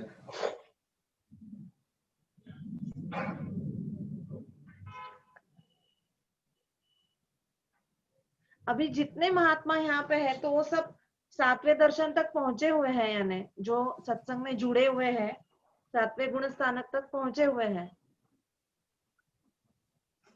नहीं पहुंचे हैं, पहुंच रहे हैं, प्रोसेस में है। तो 4 से 7 में है। क्यों आपको ऐसा प्रश्न हुआ कि वो 7 में कुंठाने पहुंच गए हैं? ऐसा क्यों हुआ आपको? नहीं पता। ऐसे ही जैसे आप मंदिर में जाते तो मैं कहता हूँ कि आपको तो केवल ज्ञान हो ही गया है, ऐसा मैं मान सकता हूँ। नहीं, दर्शन जो है ना वो क्लियर, जैसे बाकी लोग का काफी ऊंचे विचार वाले समझ में आता है उनको, लेकिन कभी कभी हमें समझ में आके उपयोग में नहीं आता है। इसलिए मुझे ये प्रश्न हुआ कि बार बार हम झंकना करते कि हमें उपयोग में आना चाहिए, लेकिन हमारा उपयोग में नहीं आ रहा है, तो समझ में नहीं आ रहा था। ये मेरा मेन रीजन है। तो यहाँ से नीचे जाके क्या इसका वो अभी प्रोसेस में है, प्रोसेस में 7वें गुंठाने तक के डेवलपमेंट की प्रोसेस में है, और हर व्यक्ति अलग अलग स्टेजेस पर है। मगर उनकी कोशिश यही है कि मैं ये दुनिया का सनातन सत्य सभी एंगलों से जान लूं, समझ लूं। बाद में मैं 100% जानने के बाद 100% उपयोग करूंगा, तो फिर अज्ञान रहने का कोई प्रश्न नहीं रहेगा। हाँ। अब ये 100% जाना ही नहीं है तो 100% उपयोग भी नहीं होगा, तो बाकी का अज्ञान तो काम करेगा ही। जान क्यों नहीं पा रहे 100%? ज्ञान क्यों नहीं पा रहे? क्योंकि डेवलपमेंट नहीं है ना। डेवलपमेंट क्यों नहीं है? क्योंकि प्रोसेस में नहीं, प्रोसेस है, प्रोसेस होती है ना। फर्स्ट स्टैंडर्ड में पास करके ही सेकंड में जाते हैं, सेकंड में पास करके ही थर्ड में जाते हैं। मगर 5 साल का बच्चा बोलेगा अभी मेरे को ग्रेजुएट की एग्जाम देनी है, मैं क्यों नहीं दे सकता हूँ? तो फिर क्या करोगे आप? नहीं, उसका एज नहीं भरा, प्रोसेस नहीं हुई है। नहीं, एज की बात नहीं क्यों कहा? इंसान तो इंसान होता है, दिमाग तो दिमाग होता है। फॉर्मेलिटीज है, पढ़ाई है, वो सारी पढ़ाई इतने तक ही आप फॉर्मेलिटी शब्द बराबर, बाकी एज शब्द बराबर नहीं है। 5 साल का बच्चा भी अच्छा ज्ञान जान सकता है और 50 साल का भी नहीं जान सकता है, तो वहां एज फैक्टर नहीं है। वो आपने कभी जिंदगी में हजारों बार अनुभव किया है। हाँ, ज्ञान और एज फैक्टर से कोई कंसर्न नहीं होता है, वो भी आपने जाना है। जाना है। छोटे बच्चे के पास कितना ज्ञान होता है जो बड़े के पास नहीं होता है, वो आपने बहुत कुछ अनुभव किया है जीवन में। किया है कि नहीं किया है? किया है, बहुत भरपूर बार किया है। तो फिर इसीलिए एज फैक्टर वो तो प्रश्न नहीं हुआ। सिस्टम बोलो, क्या बोलो, डेवलपमेंट के सिस्टम बोलो, कि कोई भी व्यक्ति ग्रेजुअली डेवलप हो सकता है, चमत्कार नहीं होता है। आप समझे ना? कोई कहता है भी मैं महावीर को मानता हूँ, फिर आचार्य भगवान को पूछेंगे तो फिर मेरे को केवल ज्ञान क्यों नहीं होता है, उनको हुआ तो ये कोई प्रश्न है? कोई ये कोई प्रश्न है? आप महावीर को मानते तो केवल ज्ञान होना ही चाहिए, क्योंकि आपका डेवलपमेंट नहीं है। इसमें महावीर क्या करेगा? समझ से उपयोग नहीं हुआ है। तो वही तो बात हुई, तो वही तो मैं कहता हूँ आपको। आप कृपा तो कीजिए कहने का मतलब ये कि हमारा उपयोग जल्दी जल्दी होए। बस कृपा यही कीजिए कि यही हमारा विज्ञान उपयोग को हो। यही विज्ञान को और गौर से समझने की कोशिश करो, और यही विज्ञान को समझने के बाद अपने प्रैक्टिकल जीवन में उपयोग करने की कोशिश करो। इसके बाद आपका डेवलपमेंट अपने आप हो जाएगा। यहाँ तो कोई चमत्कार की बात नहीं है, यहाँ कोई कृपा की बात नहीं है, यहाँ कोई रिचुअल्स की बात नहीं है। यहाँ खुद को ही ये विज्ञान समझ के, विज्ञान का उपयोग करके, खुद को ही ये दुनिया का सनातन सत्य का अनुभव करके अपने अंदर मिथ्या ज्ञान, मिथ्या दर्शन और मोहनीय कर्म है, इसका नाश करना है। वो खुद को ज्ञानी पुरुष रास्ता बताते हैं और मॉरल सपोर्ट देते हैं। आप समझे? हाँ, मैं समझी। जय सच्चिदानंद स्वामी जी। जय सच्चिदानंद। आप कहाँ से बोल रहे हैं? Satara. Satara. Okay okay okay, Maharashtra. Okay okay, जय महाराष्ट्र। सच्चिदानंद। जय सच्चिदानंद। Break time Swami ji. जय सच्चिदानंद स्वामी जय जी। सच्चिदानंद। जय सच्चिदानंद स्वामी जय सच्चिदानंद स्वामी। स्वामी બે પ્રશ્ન છે। એક તો આપણે લાયક અને સહાયક સંજોગો માટે છે, અને બીજું આપણે એક બે દિવસ અગાઉ સત્સંગમાં એક આપણે એક સ્ટેટમેન્ટ કરેલું, આત્મામાં સુખ છે એ હજી સમજાય છે, પણ સંસારમાં સુખ નથી એ હજી સમજાતું નથી। એ બે માટે પ્રશ્ન છે સ્વામીજી। સ્વામીજી, આપણે મોક્ષ માર્ગને લાયક અને સહાયક સંજોગોમાં આપણે સ્વામીજી કહીએ છીએ કે અનુભવી જ્ઞાની મળે એ ભાવના પણ આપણે કરવાની, પણ સ્વામીજી મોક્ષ માર્ગને લાયક અને સહાયક સંજોગ આવી ન જાય, અનુભવી જ્ઞાની મળે એ પણ મોક્ષ માર્ગને લાયક અને સહાયક સંજોગોમાં ન આવી શકે? જાય, અંદર આવી જાય, તીર્થંકર મળવાનું પણ આવી જાય, પણ માણસ પોતે પોતાની રીતે અનુભવી જ્ઞાની પ્રાપ્ત થાય એવી એડિશનલ ભાવના કરે। ઓકે, એટલે પર્ટિક્યુલર કહેવાય એને।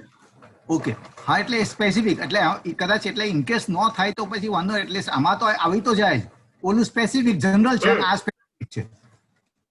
હા હા હા, ઓકે, હા હા સ્વામી। ઓકે સ્વામીજી, બીજું છે કે આપણે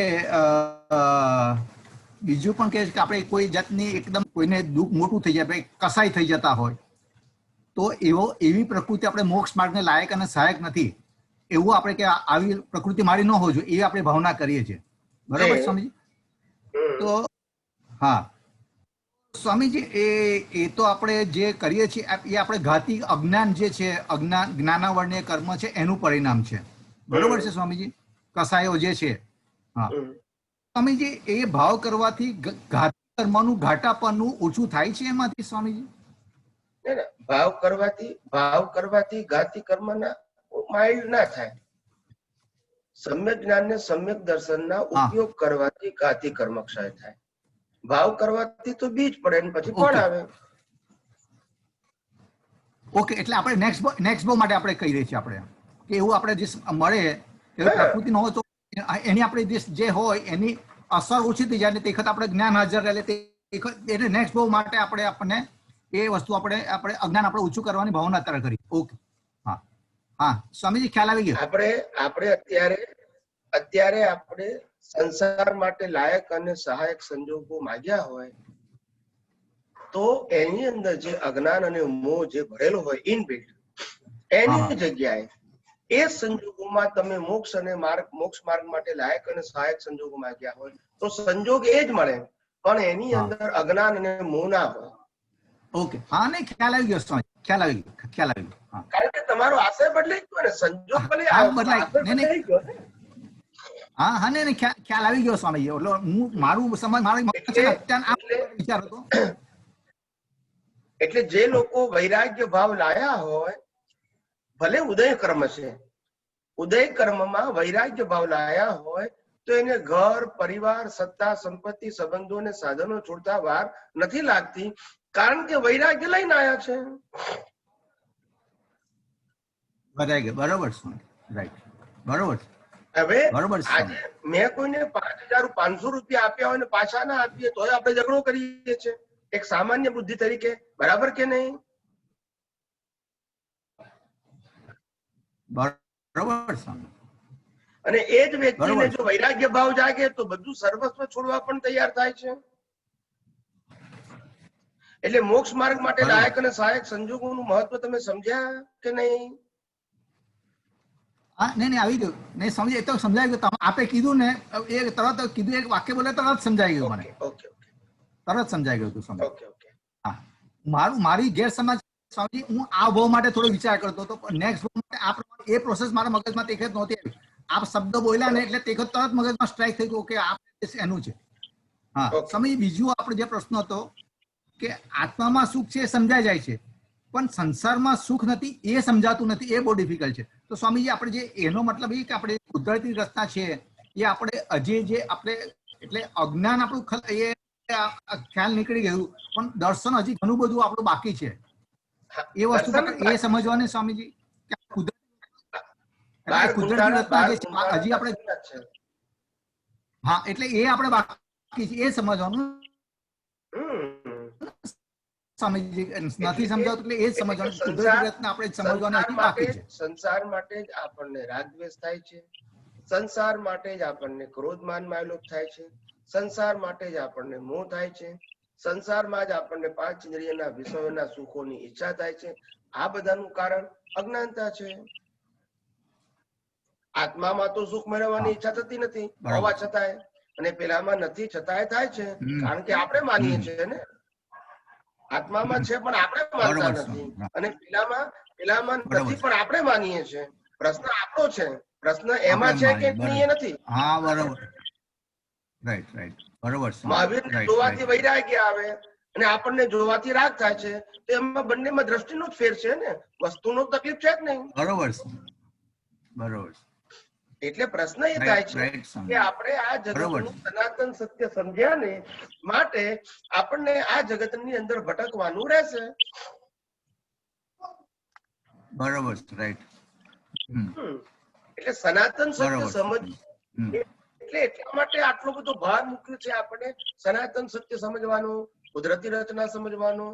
કારણ કે જે શરીર કુદરતનું છે, જે સંજોગો કુદરતના છે, જે સાધન સંપત્તિ સંબંધો સત્તા બધું કુદરતનું છે, એને આપણે હું અને મારું માનીએ છીએ, એક મોટું અજ્ઞાન છે.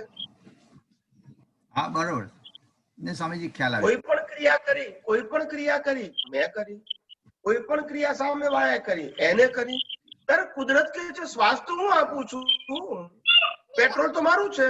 બરોબર. હું પેટ્રોલ નહીં આપું તો કરી શકશો નહીં?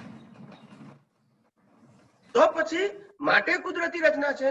હવે મને પૈસા કુદરતે આપ્યા, પછી મેં બીજાને આપ્યા, હવે પાછા નથી આપતો, પણ કુદરત કે છે મેં તને આપ્યા ને, મેં જ આપ્યા છે, તું તો લઈને નતો આવ્યો. હવે તે બીજાને આપ્યા, પછી એ તને પાછા નથી આપતો, એમાં તું ફરિયાદ કેમ કરે છે?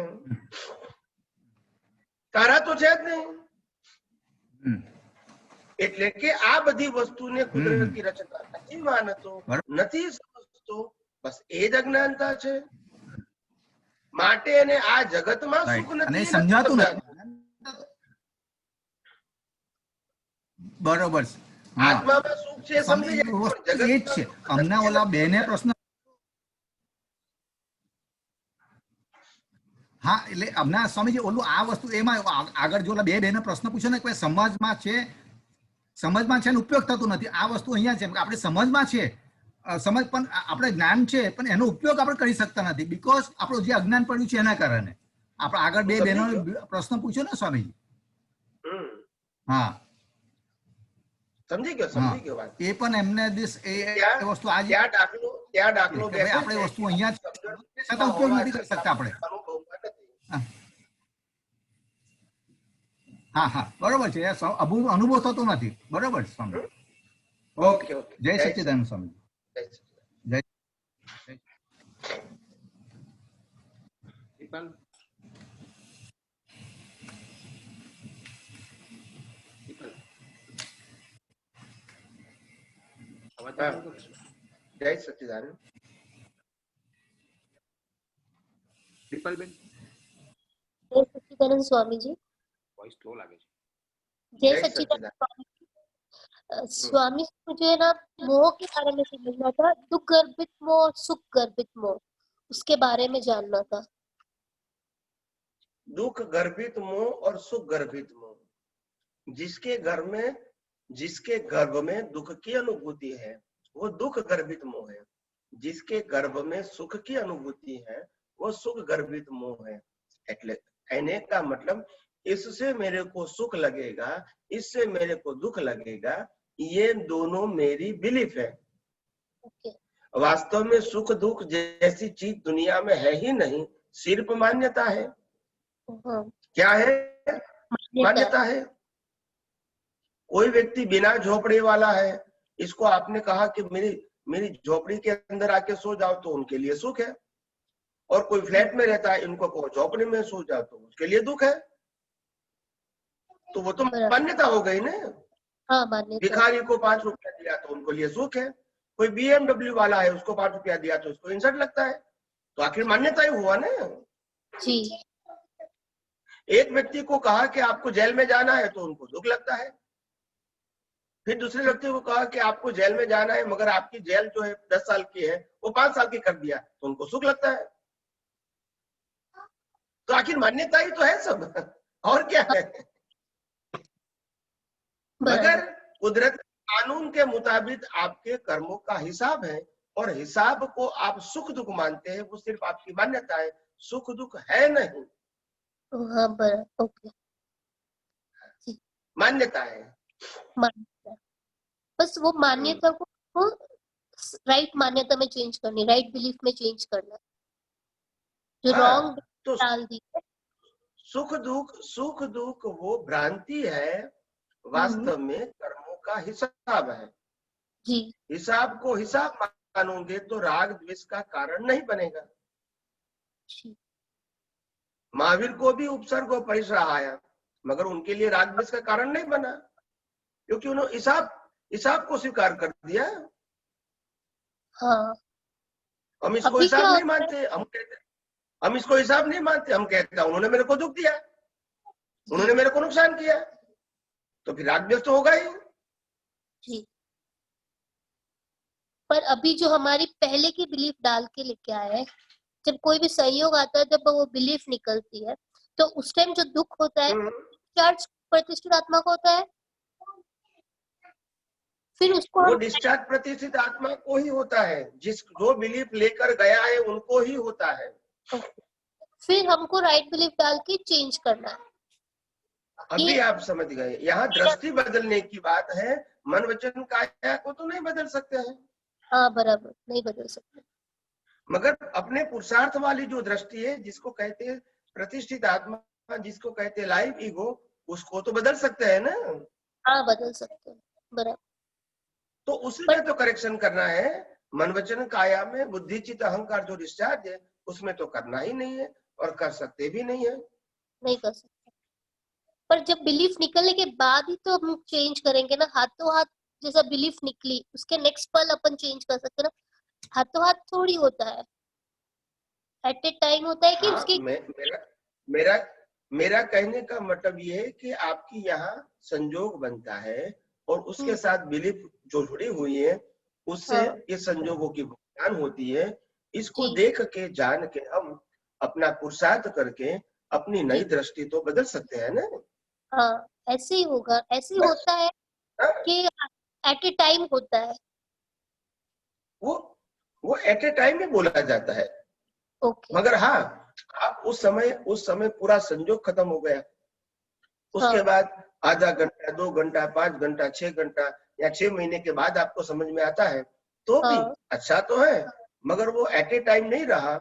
इसका हाँ। मतलब जहां तक वो आपने विज्ञान को विज्ञान की तरह उपयोग नहीं किया, वहां तक ये जो कर्म बंध हुआ है इसकी वो भुगतान तो आएगी। मगर आपने विज्ञान का उपयोग बाद में भी किया, 6 महीने के बाद भी किया, 6 साल के बाद भी किया, तो ये विज्ञान का उपयोग भी साथ में आएगा और कर्म बंध भी साथ में आएगा। ओके। समझ में आया? हाँ, समझ। तो नेक्स्ट टाइम आपको जब उदय कर्म में संजोग आएगा तो आपको यही विज्ञान का उपयोग नहीं करना पड़ेगा, क्योंकि आपने एग्जाम दे दिया है, इसमें आप पास हो गए, तो उस समय आपको पास हो जाओगे, मगर कर्मों की भुगतान तो करनी ही पड़ेगी। जी, जी। मगर आपको अभी पुरुषार्थ की जरूरत नहीं पड़ेगी। ओके, बराबर। मगर आपने कोई भी संजोग बन गया, उसमें आपने राग द्वेष कर दिया, फिर पूरी लाइफ तक आपने कोई जगह अज्ञान नाश करने का या ये संजोग में विज्ञान का उपयोग करने का प्रयास नहीं किया है। तो नेक्स्ट बर्थ में जब संजोग आएगा तो आपको विज्ञान का उपयोग करना ही पड़ेगा, नहीं तो फिर ये कर्म नया कर्म बनेगा और ये साइकिल आपकी कॉज एंड इफेक्ट चलती रहेगी। और अगर हम ऐसे भी कर सकते हैं, जैसे हम ध्यान में बैठे हैं और पुराने चीज को याद आती है तो हम उसको कुदरती रचना के रूप में देख के उसकी बिलीफ को चेंज करें, पुराना भी इतने सालों का, तो वो भी हमको नेक्स्ट बर्थ में फिर इजी से हो जाएगा। हाँ, जो भी एग्जाम आपने अभी पास कर दिया है कुदरती कानून समझ के, आप समझो बराबर, कुदरती कानून समझ के आपने पास किया है, चाहे ऑन द स्पॉट किया, 1 घंटे के बाद किया, 6 घंटे के बाद किया, 6 दिन के बाद किया, 6 महीने के बाद किया, मगर आपने एग्जाम तो पास किया ना। जी जी। तो फिर वो पासिंग जो है वो आपको रिजल्ट के फॉर्म में तो मिलेगा। बराबर। पहले हम उसका प्रतिक्रमण आपने पास किया है इसीलिए। हाँ, पहले क्या करते थे कि वो पुरानी बातों को याद करके उसका प्रतिक्रमण करते थे, अब प्रतिक्रमण नहीं करते, डायरेक्ट उसको कुदरती रचना के रूप में देखते हैं कि वो 6 तत्व के रूप में ये अवस्था। कुदरती रचना को देखना वही तो कुदरती रचना देखना वही तो सबसे बड़ा प्रतिक्रमण है, क्योंकि हमने कुदरती रचना को नहीं देखा कुदरती रचना के रूप में, तभी तो अतिक्रमण हुआ। हाँ, बराबर। तो बराबर समझ में आएगा। अगर आपने कुदरती रचना के रूप में देखा होगा तो वही तो प्रतिक्रमण है, वो अतिक्रमण नहीं है। प्रतिक्रमण नहीं, बराबर नहीं। अब प्रतिक्रमण तो होता ही नहीं है, डायरेक्ट कुदरती रचना ही देखते हैं, अवस्था को 6 तत्व देखने की कोशिश करते हैं, और जो भी बिलीफ होती है सुख, तो उसको राइट बिलीफ में चेंज करते हैं, सुख अपने अंदर है, ये कुदरती रचना है। हाँ, फिर ढूंढने का तो सवाल है ही नहीं। फिर नहीं, वो करने की कोशिश पूरा करते हैं। हाँ, आपको खूब आशीर्वाद अच्छा। Thank you. जय सच्चिदानंद। जय सच्चिदानंद स्वामी जी। जय सच्चिदानंद, जय सच्चिदानंद। સ્વામીજી તમે 1-2 દિવસ પહેલા કીધું કે તું કોઈ ક્વેશ્ચન પૂછ્યો તો 2/3 લાઈફ આપણી પતે અને એક ગતિ નક્કી થાય, તો નર્ક ગતિ ધારો કે એમાં 2/3 લાઈફ ની અંદર નર્ક ગતિના બાંધ્યા હોય, પછી પાછું 2/3 ની અંદર બીજી હોય તો એની અંદર આ ગતિ બદલી શકાય એવું કીધું, તો એ કેવી રીતે? ગતિ ના બદલી શકાય, તમારા કર્મને તમે અપગ્રેડ કરી શકો। શું કરી શકો? અપગ્રેડ કરી શકો, કરેક્શન કરી શકો। ખ્યાલ આવ્યો ને? ગતિ નક્કી થાય પછી ગતિ હજુ તો 2/3 પતે એટલે પેલા ગતિ નક્કી થતી નથી, ફર્સ્ટ પિક્ચર પડે છે। શું પડે છે? કે તમારી કેવી ગતિ થશે એનું પહેલું પિક્ચર પડે છે। It is not final and ultimate नहीं है, નથી આ. ઓકે પછી પાછું 2/3 પતે એટલે પાછું રિવાઇઝ થાય, પાછું 2/3 પતે એટલે રિવાઇઝ થાય, આવી રીતે રિવાઇઝ થાય છે. ફાઇનલ થતું નથી, ફાઇનલ તો છે લાસ્ટ મોમેન્ટમાં થાય છે. Last moment. હા, એટલે કરેક્શન કરવાનો તમને કુદરતે રાઈટ આપ્યો છે એમ. ઓકે તો આપણે ખ્યાલ આવ્યો. હા બોલો બોલો. એટલે આપણે જે પણ કર્મ કર્યા હોય એની અંદર હવે આપણને બધું આ જે પેલા બેને કીધું એવી રીતે આપણને આ કુદરતી રચના છે, આપણે બેઠા અને એવું જે પણ પિક્ચર જાય છે બધું કુદરતી રચના છે ને હું શુદ્ધ આત્મા છું, તો એ પછી આપણને ડેવલપમેન્ટમાં કામ કરે ને ત્યારે. ઓફકોર્સ કરે. ઓકે કુદરતી રચના જોઈને તો તીર્થંકરો જ્ઞાની થયા, અને છેલ્લા અવતારમાં બધું કુદરતી રચના એમને સહજ દેખાય છે, માટે એમને પુરુષાર્થ નથી, અને માટે એમને કર્મ બંધાતા નથી. એમને સહજ દેખાય છે, સહજ એટલે ખ્યાલ આવ્યો ને, પરિણામ રૂપે. માટે એમને પુરુષાર્થ નથી, એમને પ્રતિષ્ઠાત્માની જરૂર નથી, કારણ કે બધી એક્ઝામ પાસ કરી નાખી છે, પણ હિસાબ બાકી છે. પણ એક્ઝામ પાસ કરવાથી પુરુષાર્થની હવે જરૂર નથી. મારી વાત સમજાય કે ના સમજાય? ખ્યાલ આવી ગયો, પરફેક્ટ ખ્યાલ આવી ગયો. હા, એટલે એમને કેમ એમને સંજોગો છે, આપણે સંજોગો છે, આપણે પુરુષાર્થ કરવો પડે છે, એમને નથી કરવો પડતો. કેમ? તો કે એમને બધી એક્ઝામ પાસ કરી નાખી છે, પણ બીજ પડ્યા એનું કુદરત ફળ આપે છે, પણ ફળ વખતે પણ એક્ઝામ પાસ કરી છે એ જ્ઞાન દર્શન પણ એમને હાજર જ રહેવાનું, કારણ કે પાસ કરી નાખ્યું છે. એટલે જે કર્મ છે એ પણ ઇનબિલ્ટ છે, અને એમનો પુરુષાર્થ છે એ ડિસ્ચાર્જ અંતસ્કરણમાં પણ ઇનબિલ્ટ છે. નાઉ યુ અન્ડરસ્ટેન્ડ? હા, પરફેક્ટ ખબર પડી. અને પોતે આ ઇનબિલ્ટ વાળા મિકેનિકલ ભાગથી મુક્ત એવા શુદ્ધાત્મા પદમાં રહે છે. સમજાયું ને? હા, ખ્યાલ આવી ગયો. મારો બીજો ક્વેશ્ચન એ હતો કે અજ્ઞાનતાએ કરીને ને અજાગૃતિએ કરીને આપણે જે શુદ્ધાત્માની પ્રાર્થના બોલીએ છે ને, કે જે દોષો થયા છે તે સર્વ દોષોની આપને સમક્ષ જાહેર કરું છું એમ, તો એ જે બધા જે આપણને જાગૃતિ ના રહી હોય એ બધા જ માટે આપણે કહીએ છીએ, તો એ બધા જ જે સર્કમસ્ટાન્સીસ ની અંદર આપણે ના રહી શક્યા હોય એ બધા જ આવી જાય અંદર. આવી જાય એટલે કઈ રીતે આવી જાય?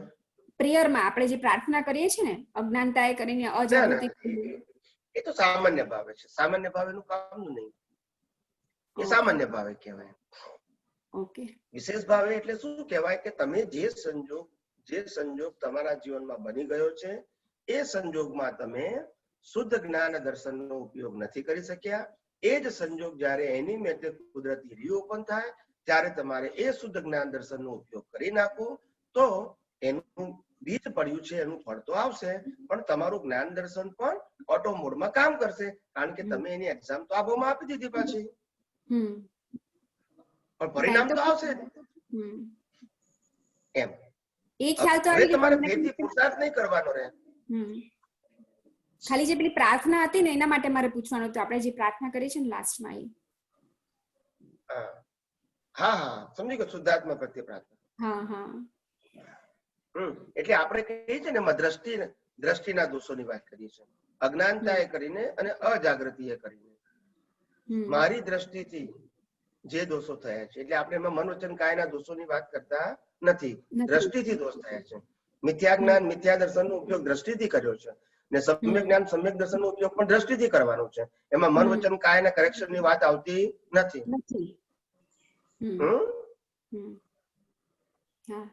ને મારી દ્રષ્ટિ એટલે કોની? પ્રતિષ્ઠિત આત્મા? હા, એની જો એને આત્માને તો દ્રષ્ટિ હોય જ નહીં, આત્મા તો સ્વભાવ કહેવાય. ખ્યાલ આવી ગયો સ્વામીજી. જય સચ્ચિદાનંદ. Thank you. જય સચ્ચિદાનંદ. જય સચ્ચિદાનંદ.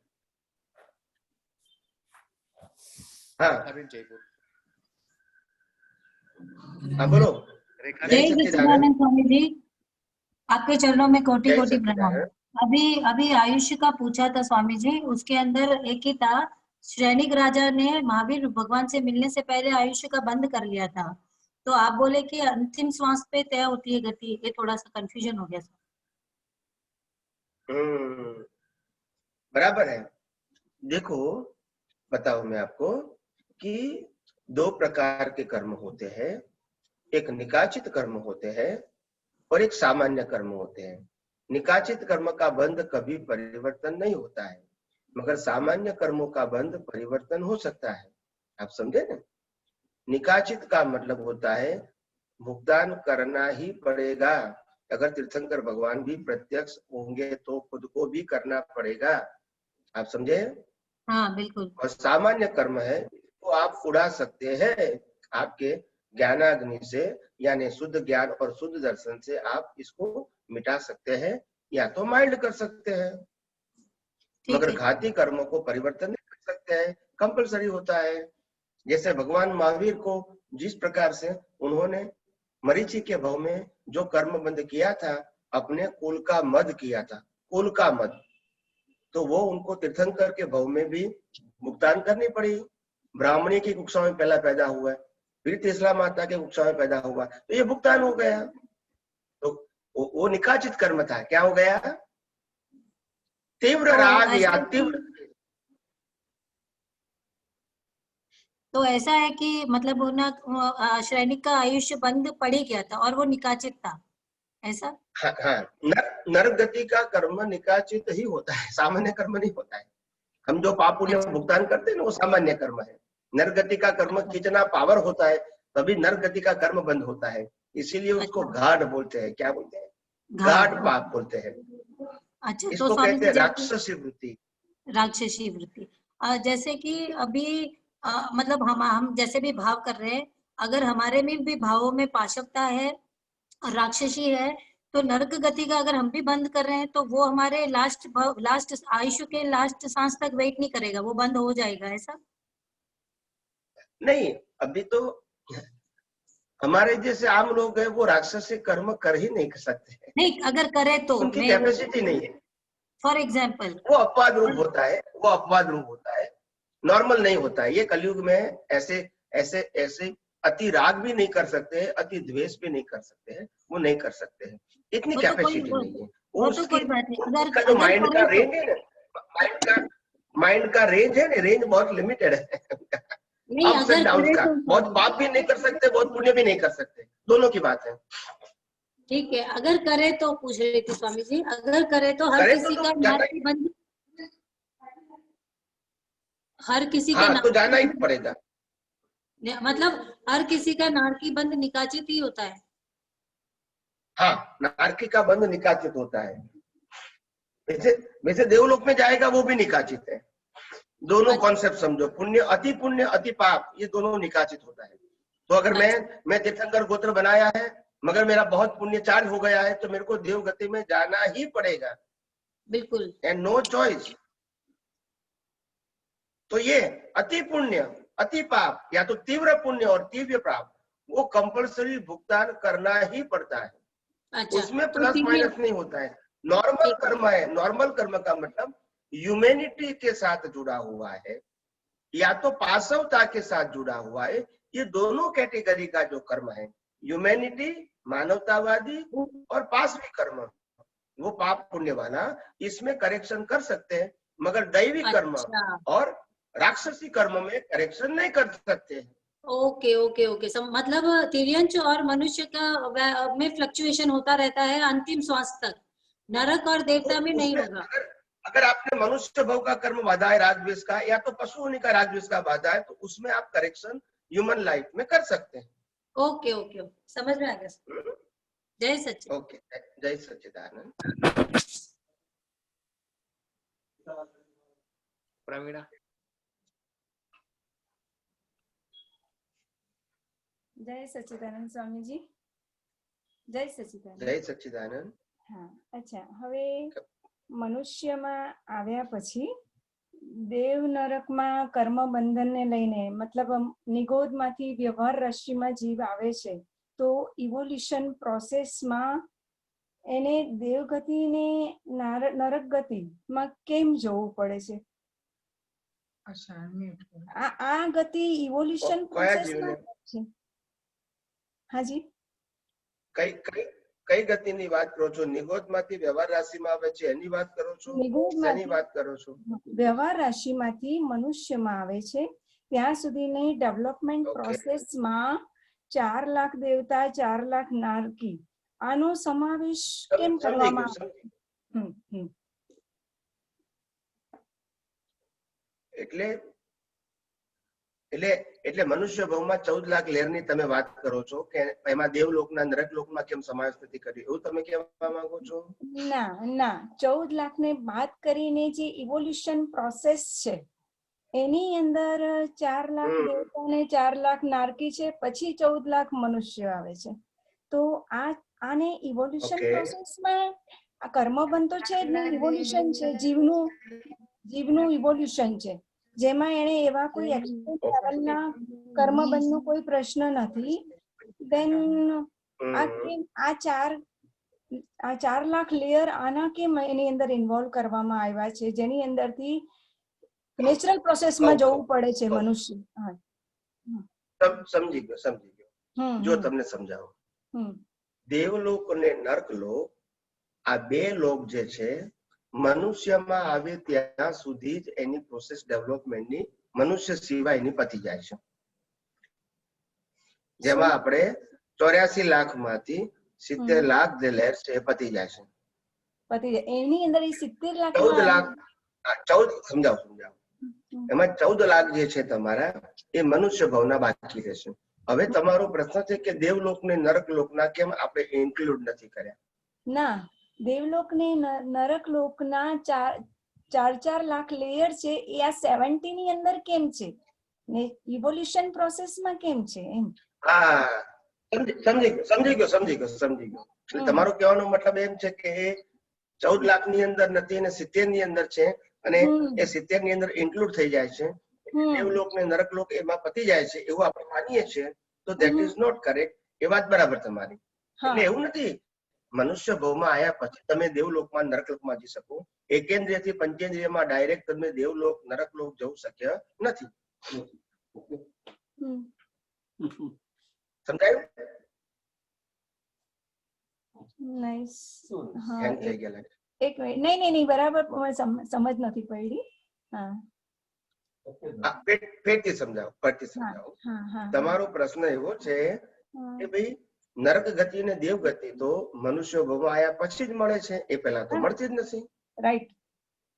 ડેવલપમેન્ટની પ્રોસેસમાં તો મળતી જ નથી. બરાબર છે. તો પછી એના જે દેવલોકના અને નરકલોકના જે સ્ટેજીસ છે એ મનુષ્યમાં કઈ રીતે એને કઈ રીતે પાસ કર્યા before they are coming in human life? હા, ઇવોલ્યુશનમાં કેમ એને નાખ્યા? જે 70 લાખમાં એને ઇન્વોલ્વ કેમ કર્યા? સમજાવ. એ ઇવોલ્યુશન ની અંદર એવું રાખ્યું છે કે અતિ પાપ અને અતિ પુણ્યની જે કેટેગરી છે એ તો બની છે તો હ્યુમન લાઈફમાં. બરાબર છે. નરકલોકની જે કેટેગરી છે અને દેવલોકની જે કેટેગરી છે એના બીજ ક્યાં નંખાયા છે? મનુષ્યમાં, મનુષ્ય ભાવમાં. એ ભોગવે છે ત્યાં જઈને. એટલે લેર એને અહીંથી પાસ કરવાના છે. એટલે જે લોકો પાસવી અને રાક્ષસી કર્મો નથી કરતા અથવા તો જે સુપર હ્યુમન નેચરના નથી બનતા અને જે અટકી ગયું.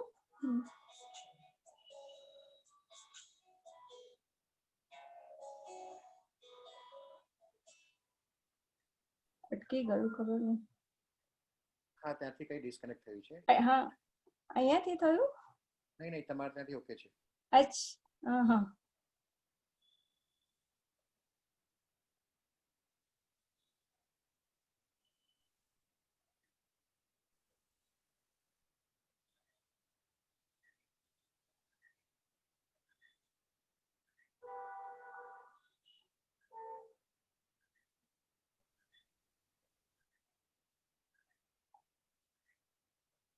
ની જે લેર છે એને ડિમોલિશન તમારે મનુષ્ય ભાવમાં જ કરવાના છે, ત્યાં જઈને નથી કરવાના ફિઝિકલ ફોર્મમાં. ફિઝિકલ ફોર્મમાં તો ભોગવટો કહેવાય છે.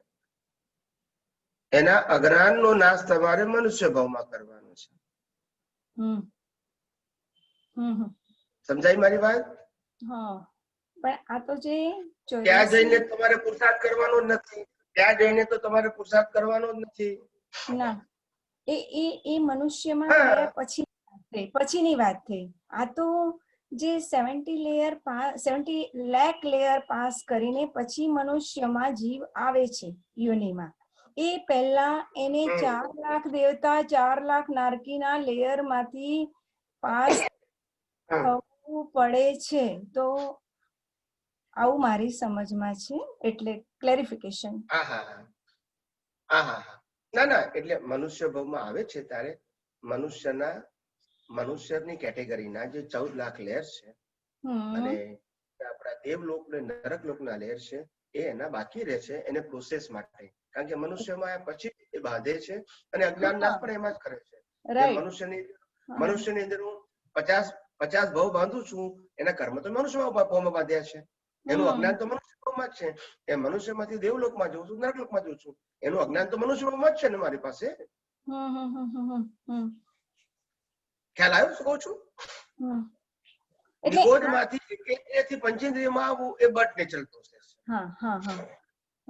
પણ મનુષ્યમાં આવ્યા પછી મનુષ્યના થયા અને દેવલોક ને નરકલોકના, હવે આમ તો જનરલી એવું કહેવામાં આવે કે દેવલોક ને નરકલોકના જે થર છે એ તો તમારે જ્ઞાન દર્શનથી જ પાસ કરવાના છે. પણ પુણ્ય ભેગું થાય એટલે તમે ત્યાં જાઓ છો અને તમારે ભોગવવું પડે છે. પાપ ભેગું થાય ને તમે નરક ગતિમાં જાઓ છો અને તમારે ભોગવવું પડે છે. પણ એ ત્રણેય ગતિનો જે પુરુષાર્થ છે, બીજનું અને બીજ નાશ કરવાનું, એ તો મનુષ્ય ભાવમાં જ થાય છે. બરાબર, મારી વાત સમજાય? હા, બરાબર. એટલે આ ગતિને આપણે ઇગ્નોર કરવાની.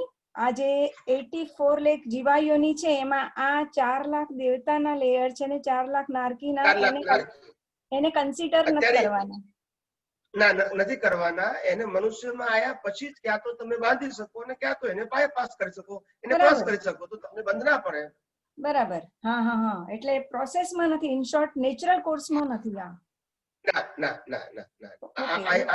મને તમારો ક્વેશ્ચન સમજાઈ ગયો.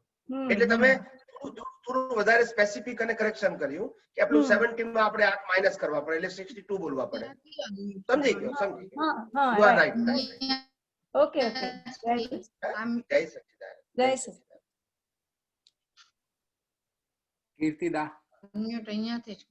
હા, જય સચ્ચિદાનંદ. જય સચ્ચિદાનંદ સ્વામીજી. સ્વામીજી, આપણે નિગોદમાંથી જીવ જ્યારે વ્યવહાર રાશિમાં આવે ત્યારે ડિસાઇડેડ હોય કે કેટલા ભાવમાં એની પૂર્ણાહુતિ થશે, એ નક્કી થઈ ગયું હોય પહેલા? બિલકુલ નહીં. તો પછી આ જે શલાકા પુરુષ હોય એ બધાનું નક્કી થઈ ગયું હોય, કારણ કે મહાવીર સ્વામી ને મરીચીના ભાવમાં જ પ્રિડિક્ટ કરેલું ને કોઈએ કે આ 24માં તીર્થંકર થશે ને એવું. ઓકે. પણ એ તો મનુષ્ય ભાવમાં હતા ને, નિગોદમાંથી ક્યાં આવ્યા હતા? નહીં, નિગોદમાંથી નહીં, મનુષ્ય ભાવમાં. ધારો કે વ્યવહાર રાશિ એટલે મનુષ્ય ભાવમાં જીવ આવે ત્યારે નક્કી થઈ જાય કે કેટલા ભાવે મોક્ષ છે. સામાન્ય જીવ મનુષ્ય ભાવમાં આવે ત્યારે નક્કી ના થાય. મનુષ્ય ભાવની અંદર જ્યારે એનું જ્ઞાન દર્શન એ મેચ્યોરિટી વાળું બની જાય, મેચ્યોરિટી વાળું એટલે કે જ્ઞાન દર્શન એનું 7મા ગુંઠાનું ડેવલપમેન્ટ વાળું બની જાય પછી એના ભાવોની રેડિયસ ફિક્સ થાય. કેમ કે એની રેન્જ લિમિટેડ છે. પછી રેન્જ શું છે? લિમિટેડ થઈ ગઈ છે. ખ્યાલ આવ્યો? હા, એનું જ્ઞાન દર્શન છે, ખાલી એને એપ્લિકેશન નો પ્રશ્ન છે. 100% એપ્લિકેશન નો પ્રશ્ન બાકી રહેશે. એટલે એ રીતે એનું એને કહેવાય ને કે પરિગ્રહ પરિમાણ, એમ એની મર્યાદા આવી જાય છે. પણ આમ તો મારી દ્રષ્ટિએ હકીકતમાં તો સહાયક સંકિત થયા પછી જ ભાવ નક્કી થાય, એ પેલા ભાવ નક્કી ના થાય. પણ મહાવીર ભગવાનનો જે તમે પ્રશ્ન પૂછ્યો એ તો તીર્થંકરનો ભાવ નક્કી થયો. એની વચ્ચે કેટલા ભાવ થયા નક્કી નથી થયા. એટલે મરીચીના ભાવમાં જ એમને તીર્થંકર નામ કર્મ બાંધી દીધેલું. હા, મરીચીના ભાવમાં તીર્થંકર નામ કર્મ બાંધી દીધું, એ વાત સાચી છે. પણ એની વચ્ચે એના કેટલા ભાવો થશે એનું વર્ણન ના કરી શકાય, કારણ કે બાંધ્યા નથી. નહીં તો કોઈએ જેમ પ્રિડિક્ટ વાંચશે એમ આવશે. 24 તીર્થંકર થશે એ ત્યારે જ પ્રિડિક્ટ કરી દીધેલું એવું મારું વાંચવામાં આવ્યું. હા, તીર્થંકર નું પીડિત થઈ ગયું કન્ફર્મ છે, કારણ કે બીજ નાખ્યું હતું. પણ જે વચ્ચે ભાવ થયા એના બીજ નાખ્યા ના હોય એટલે કન્ફર્મ ના કહેવાય. બીજ નાખ્યા ફળ આવ્યું, બીજ નાખ્યા ફળ આવ્યું, બીજ નાખ્યા ફળ આવ્યું. પણ પેલું બીજ નાખી દીધેલું એની ડ્યુ ડેટ ત્યાં હતી. નહીં પણ તો 24મો તીર્થંકર થશે એટલે એ ટાઈમ નક્કી નહીં થયું, એટલે જ્યારે બી થાય ત્યારે એનો અર્થ એમ ના, જ્યારે થાય ત્યાં નહીં. 24માં એટલે 24માં થાય, પછી 22માં ના થાય. નહીં તો ડ્યુરેશન ના હોય ને એમાં. પહેલા તીર્થંકર થઈ ગયા પછી આદેશ્વર ભગવાનના સમયમાં કદાચ આ મરીચીનો જીવ આવ્યો, મરીચીના જીવમાં એ આવ્યા હતા મહાવીર સ્વામી. તો ધેટ મીન્સ કે ડ્યુરેશન વોઝ નોટ ફિક્સ. 24માં તીર્થંકર કેટલા બી વર્ષે થઈ શકે એવું હોય ને કદાચ. હા, પણ એમનું 24 નંબરના તીર્થંકર થવાના છે. આ એમની ડ્યુટ છે. વચ્ચે તો જૈન પરિભાષામાં તો કરોડો વર્ષ થઈ ગયા. હા, કરોડો વર્ષ થઈ ગયા, બરાબર. અને એની અંદર કેટલા અવતાર થયા હશે એ નક્કી નતા. હા, એટલે હવે જાણવા મળે છે 27 ભવ થયેલા, પણ હવે ત્યારે નક્કી નહીં હોય. બરાબર છે. એટલે એ તો તમે બન્યા પછી કહો છો ને. હા, બરાબર છે. એટલે બીકોઝ ઓફ તીર્થંકર નામ કર્મ, બોલો. બીકોઝ ઓફ તીર્થંકર પદ બાંધેલું એટલે કોઈ પ્રિડિક્ટ કરી શક્યું, અધરવાઇઝ નોટ પોસિબલ ને. અને એ બી તમને હું કહું કે તીર્થંકર પદની અંદર 24માં તીર્થંકરનું એમનું નક્કી થયું હતું, માટે એમનું 24મું થયું. પણ જો ભાવિ તીર્થંકરી તરીકે થાય અને કોઈ આંકડો નક્કી ના થાય કે 8 થવાના છે, તો કેટલાય અવતારો થાય. 100, 200, 500, 1000, લાખ, 2 લાખ, 5 લાખ અવતારે થઈ જાય, ભલે ભાવિ તીર્થંકર હોય તોય. સમજાય છે? એટલે ભાવિ તીર્થંકર બે પ્રકારના, જેનું ડિસિઝન ફિક્સ થયું છે એ, અને જેનું ડિસિઝન ફિક્સ થયું નથી પણ ભાવિ એટલે ભવિષ્યમાં તીર્થંકર થવાના છે. તીર્થંકર ગોત્ર બાંધ્યું છે, પણ તીર્થંકર ગોત્રની સાથે એની ડ્યુ ડેટ નક્કી નથી થઈ કે પહેલા તીર્થંકર 5માં, 22માં, 20માં એ નક્કી નથી થયું. તો એ ભાવિ તીર્થંકરનું પદ એમનું સત્તામાં રહે, પણ ઉદયમાં આવતા ઘણા અવતારો થઈ શકે છે, કારણ કે ફિક્સ થયું નથી. મહાવીરનું ફિક્સ થયું હતું કે આ 24 ના છેલ્લા તીર્થંકર એ ઋષભદેવ ભગવાન કીધું હતું, મીન્સ ઇટ ઇઝ ડિસાઇડેડ. બરાબર છે. ઓકે. અને સ્વામીજી બીજું જે વસ્તુ ફિક્સ થઈ છે એનું ફિક્સ રિઝલ્ટ આવે, જેનું ફિક્સ નથી થયું એનું રિઝલ્ટ ક્યારે આવે એ કહેવાય નહીં, પણ બીજ નકામું નહીં જાય. હા, સમજાઈ ગયું. એટલે ડ્યુરેશન ઇઝ નોટ ફિક્સ. તમારી પોસ્ટ ફિક્સ થઈ ગઈ એમ. જી. ઓકે સ્વામીજી, બીજું એક છે કે આપણે આ પ્રકૃતિમાં મન, બુદ્ધિ, ચિત્ત, અહંકાર હોય છે એ તો આપણે રોજે રોજ અનુભવ કરીએ છીએ ને, એટલે એ ખબર પડે છે. પણ આ પ્રતિષ્ઠિત આત્માની પણ બુદ્ધિ હોય ને, પ્રતિષ્ઠિત આત્મામાં બી આ બધી ચીજ હોય કે આ બધું જ હોય ને, તો પછી એમ કહી શકાય કે પ્રતિષ્ઠિત આત્મામાં એ સાંસારિક બુદ્ધિ ન હોય એવું કહી શકાય આપણે? પ્રતિષ્ઠિત આત્મામાં સાંસારિક બુદ્ધિ ના હોય એવું નહીં. પ્રતિષ્ઠિત આત્મામાં જેવું જ્ઞાન, દર્શન, સત્તામાં પડ્યું છે એવો એનો પુરુષાર્થ હોય. નહીં, પણ આ અજ્ઞા અને પ્રજ્ઞા એ બે છે ને. પ્રજ્ઞા એટલે સમ્યક બુદ્ધિ અને અજ્ઞા એટલે જે બુદ્ધિ આપણને સંસારમાં ભ્રમણ કરાવે તે. તો પ્રકૃતિમાં પણ બે બંને છે ને. પ્રકૃતિમાં સંસારમાં પ્રકૃતિમાં પરિણામ રૂપે છે અને પ્રતિષ્ઠિત આત્મામાં મિથ્યા અને સમ્યક બુદ્ધિ પુરુષાર્થ રૂપે છે. પણ આપણને ડે ટુ ડે લાઈફમાં આમ લાઈન ઓફ ડિમાર્કેશન ખબર પડે કે આ વખતે મારું પ્રતિષ્ઠિત આત્માએ કામ કર્યું કે બધું જ પ્રકૃતિ ભેળસેળ થઈ જાય? હું ઘણીવાર વિચારું ને તો બહુ કન્ફ્યુઝન બહુ થાય છે. એટલા માટે જ્ઞાની પુરુષો કહે છે કે તમે શાંતિથી તમારી અંતસ્કરણને જોતા શીખશો તો તમને ખ્યાલ આવશે કે આ અંતસ્કરણ આપણે ચલાવતા નથી, એની મેતે ચાલે છે. પણ જયારે તમે જોતા નથી શીખતા એટલે તમને એવું લાગે છે કે મને વિચાર આવ્યો, આ મારી બુદ્ધિ છે, આ મારા અહંકાર ડિસિઝન લીધું, આ મારું મન છે, આ મારું ચીજ છે, મને આવા ફોટા બતાવે છે. એ બધું કેમ થાય છે? તમને ખબર પડતી નથી કે આ ઓટોમેટિક ચાલે છે.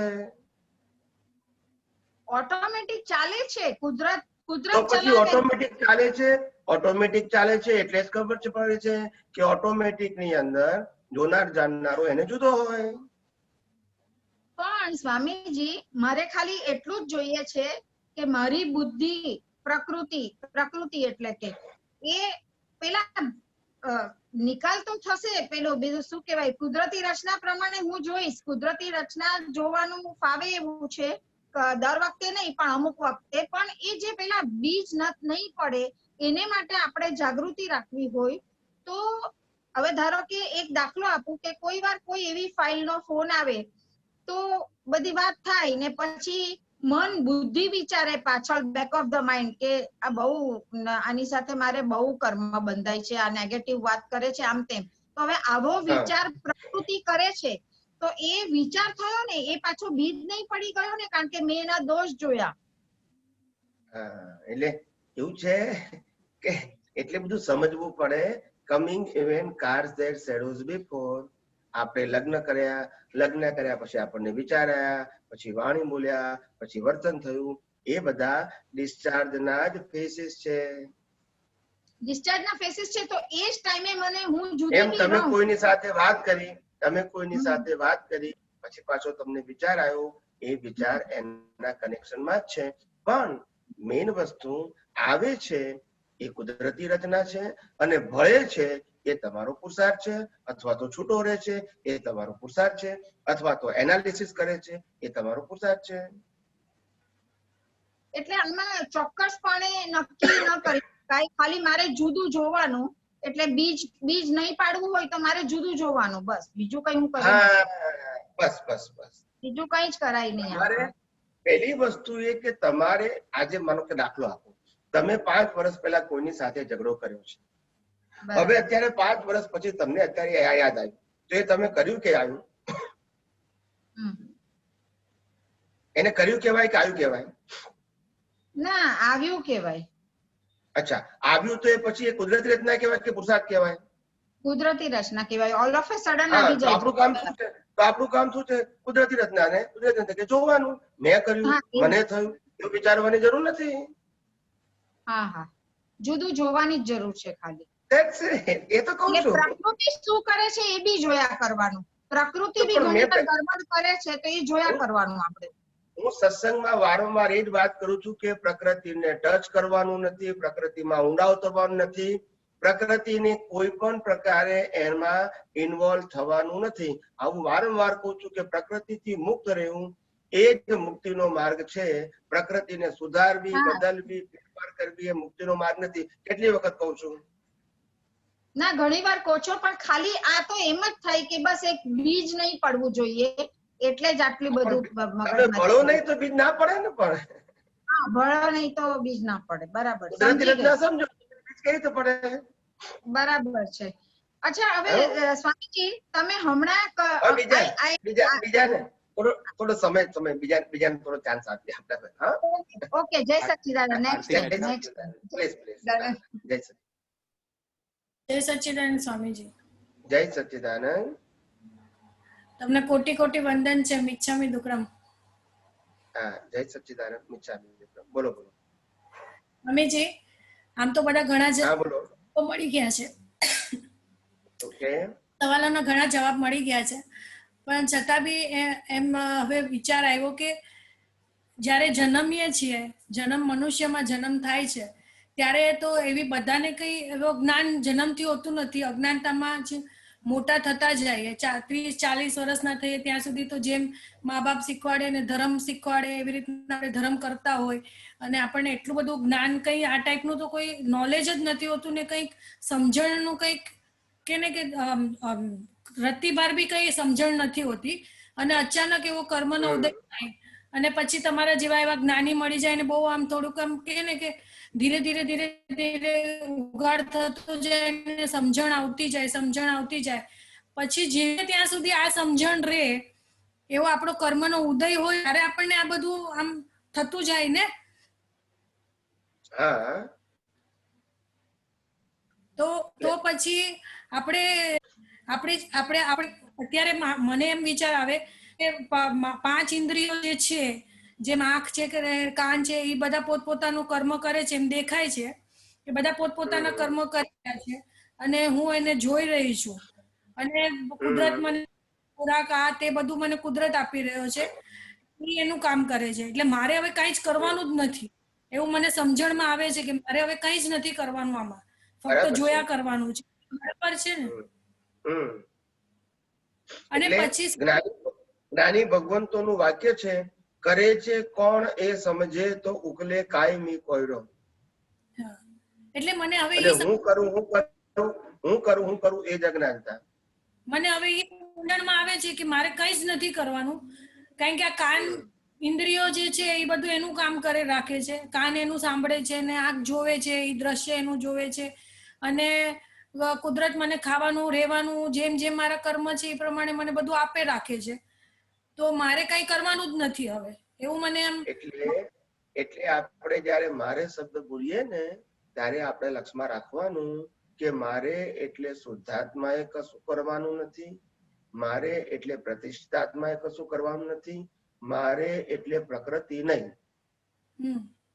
ના, મને એ થાય છે કે હું મારા સ્વરૂપમાં છું એવું ઘડી ઘડી એટલે મારે શબ્દ બોલીએ ત્યારે ખ્યાલ લખમાં ડૂબજે કે મારે એટલે કે શુદ્ધાત્માએ કશું કરવાનું નથી, મારે એટલે મન વચન કાયા કરીને નહીં. મન વચન કાયા ને તો કરવાનું જ છે, પણ કોણ કરવાનું, કોણ કરાવશે એને? કુદરતી રચના પ્રમાણે. હા, એટલે જે કર્મ પ્રમાણે છે એ પ્રમાણે એ મન વચન કાયા કરી રાખે છે, હું એને ફક્ત જોઉં છું. કારણ કે આપણે એવું બોલીએ કે મારે કઈ કરવાનું નહીં તો પછી કોઈ લાગે મારે કઈ કરવાનું જ નહીં. એટલે મારે એટલે શુદ્ધાત્મા એ નહીં કરવાનું, પ્રકૃતિ તો બધું જ કરવાનું જે હિસાબ છે. ઘણા એવું થાય છે કે આપણે કઈ કરવાનું જ નહીં. એટલે આપણે તો કામ તો બધું કરીએ છીએ, જોઈએ છે, વ્યવહાર કરીએ છીએ, કોકની સાથે વાત કરીએ ત્યારે આપણે એ રીતે જ મારા મોઢામાંથી નીકળે બી ખરું કે મેં કર્યું કે આમ, પણ પછી મગજમાં એમ હોય કે આ મેં નથી કર્યું, આ તો કુદરતે કરાવ્યું. એટલે મારે વ્યવહારિક રીતે બસ વ્યવહારથી બોલું, વ્યવહારથી તો વાણીમાં હોય ને. બરાબર છે. હા, એટલે એ સમજણ બરાબર છે સ્વામીજી? બરાબર છે. બરાબર. અને પછી સ્વામીજી આ સમજણ હવે શું જીવું છું ત્યાં સુધી મને રે બરાબર, અને પછી નેક્સ્ટ બર્થમાં સમજો કે મનુષ્ય ભાવ આવ્યો પાછો, તો ઈ નાનપણથી જ્ઞાન સીધું આવી એમ? આ જે ડેવલપમેન્ટ છે એ નાનપણથી જ જન્મ સાથે જ મને એમાં રે એમ? એ તો તમારી તીવ્રતા ઉપર આધાર છે. નાની ઉંમરથી થાય કે મોટી ઉંમરથી થાય એ તમારી જ્ઞાનની તીવ્રતા ઉપર આધારિત છે. તમારા મોહના કર્મો જે બંધાયા છે એ મોહના કર્મો કેટલા ગાઢ છે એના આધારે પછી તમને ઓપનરનો સંજોગ બાજે. અને મોહના કર્મો માઇલ્ડ હોય તો તમને નાની ઉંમરે આ જ્ઞાન ખુલ્લું થાય, પ્રાપ્ત ના થાય, જે છે એ ખુલ્લું થાય. પણ મેં જે મને આ પિરિયડ મળ્યો કે જે મેં સમજો કે મને આ વર્ષથી તમારી સમજણ આવી અને હું જીવું છું ત્યાં સુધી હું આ જ સમજણમાં જીવું, તો જે આ મેં બીજ વાવ્યું હોય તો મને એ જન્મથી ન મળે કે પછી મારે જે આગળનું જે મેં અજ્ઞાનતામાં બધું કર્યું છે એ મને પેલા ભોગવવાનું ને એ બધું એવી રીતના હોય? તો આવે ને, બધું જ આવે ને. જે બીજ નાખ્યા છે બધાને ફળ રૂપે તો આવે ને. એટલે પેલાનું પણ જે ભોગવવાનું છે એ ભોગવવાનું છે ને આ પણ ભોગવવાનું. અજ્ઞાનતાએ કરીને જે કર્મ બાંધ્યા છે એ બધા ઉકલવાના તો ખરા જ ને. તે વખતે તમારે આજ પાછા વિજ્ઞાનનો ઉપયોગ નેક્સ્ટ બર્થમાં તમારે કરવો પડશે. એટલે ઈ મને જાગૃતિ રહેશે ને એમ? દબાઈ પૂર્ણ થઈ ગયું છે. હા, રહેશે. રહેશે, ચોક્કસ રહેશે. હા, જય સચ્ચિદાનંદ. સ્વામીજી મને આશીર્વાદ આપો, બસ આ જાગૃતિ હંમેશા રહે અને આપણે મોક્ષ બરાબર. ખૂબ ખૂબ મારા આશીર્વાદ, ખૂબ પ્રગતિ કરો. બસ, જય સચ્ચિદાનંદ. જય સચ્ચિદાનંદ. સમય થઈ ગયો છે સ્વામીજી. હા, અને બાકીના એવું હોય તો બપોરના સેશનમાં લઈ શકાશે. હા એકાદ જણને પૂછવું તો પૂછે તમારે મને. પ્રવીણા એ પણ નથી. ઓકે પણ ગયા છે. શીતલ ધડા. स्वामी जी जय सच्चिदानंद। मरीचि का संदर्भ लेते हुए निकाचित कर्म कितने जन्मों तक कैरी फॉरवर्ड होता है? नहीं, रिपीट कीजिए। हमने पहले बात की है कि कर्म एक 8 जन्मों का कर्म वो कर सकता है, बांध सकता है। क्या निकाचित कर्म उससे ज्यादा कैरी फॉरवर्ड होता है? जैसे अभी बात हुई थी मरीचि का जन्म, उस टाइम जो उसने वो भाव किया जो निकाचित कर्म बना होता है, तो निकाचित कर्म कितने टाइम में कैरी फॉरवर्ड होता है? क्या ये 8 जन्मों के अंदर? निकाचित कर्म होता है मगर ड्यू डेट होती है ना, उसकी ड्यू डेट के हिसाब से आएगा ना। उसको कौन तो व्यवहार से हम इसको कैरी फॉरवर्ड कहेंगे, मगर ड्यू डेट आई नहीं है तो वो तो पेंडिंग में रहेगा ना। क्या ये सारे कर्मों के लिए लागू होता है? सभी कर्मों में ही लागू होता है? सभी कर्म मतलब नॉर्मल पुण्य पाप, देव गति नहीं और वो भी नहीं, सारे पुण्य पाप में भी क्या ये लागू होता है कि जब उसका ड्यू डेट होगा? क्योंकि मुझे ऐसा कंफ्यूजन है कि शायद पहले सुना था कि 8 जन्मों तक का अपन सिर्फ 8 जन्मों तक ही वो होता है, उसके आगे then again you are free, आप आगे हर जन्म का बांधते जाते हो। तो ये अभी पहली बार सुना, तो इसमें बिल्कुल कुछ शंका हुई। हाँ, नहीं, आप समझे नहीं। ये जो कर्म है, आप समझो कि तीर्थंकर गोत्र कर्म बांधना वो तीर्थंकर की लाइफ नहीं है। आप समझो, पहले आप समझे, एक कर्म से लाइफ नहीं बनती है। ओके।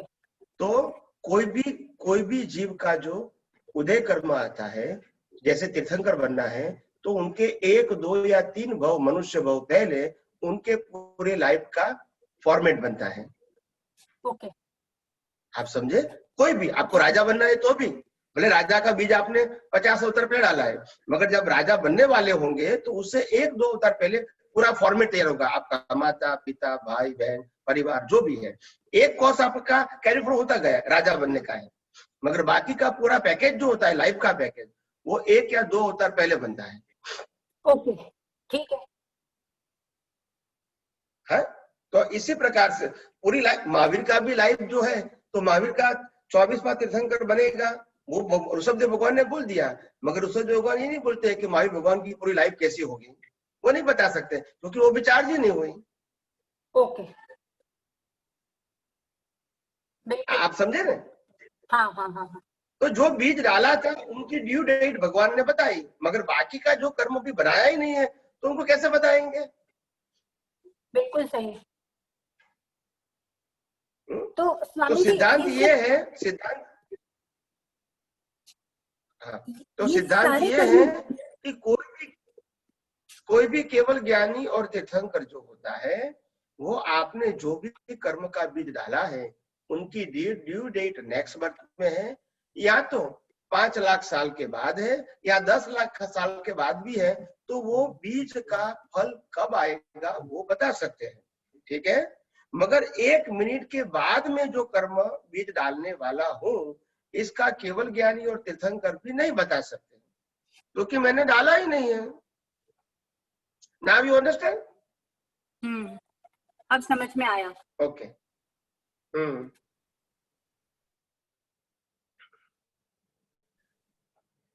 ओके। हाँ स्वामी जी, प्रार्थना। जय सच्चिदानंद। बस प्रार्थना। हे अंतर्यामी परमात्मा, आप दरेक जीव मात्रमा विराजमान છો, તેમજ મારામાં પણ બિરાજેલા છો। આપનું સ્વરૂપ તેજ મારું સ્વરૂપ છે, મારું સ્વરૂપ શુદ્ધાત્મા છે, હે શુદ્ધાત્મા ભગવાન, હું આપને અભેદ ભાવે અત્યંત ભક્તિ પૂર્વક નમસ્કાર કરું છું. અજ્ઞાનતાએ કરીને, અજાગૃતિએ કરીને મારી દ્રષ્ટિથી જે કઈ પણ દોષો થયા છે અને થાય છે તે સર્વ દોષોને આપની સમક્ષ જાહેર કરું છું. તેનો હૃદયપૂર્વક ખૂબ પસ્તાવો કરું છું અને આપની પાસે ક્ષમા પ્રાર્થું છું. હે પ્રભુ, મને ક્ષમા કરો, ક્ષમા કરો, ક્ષમા કરો. અને ફરીથી આવા દોષો ક્યારેય પણ ન કરું એવી આપ મને શક્તિ આપો. હે શુદ્ધાત્મા ભગવાન, આપ એવી કૃપા કરો કે અમને ભેદભાવ છૂટી જાય અને અભેદ સ્વરૂપ પ્રાપ્ત થાય. અમે તમારામાં અભેદ સ્વરૂપે તન્મયાકાર રહીએ. જય સચ્ચિદાનંદ, જય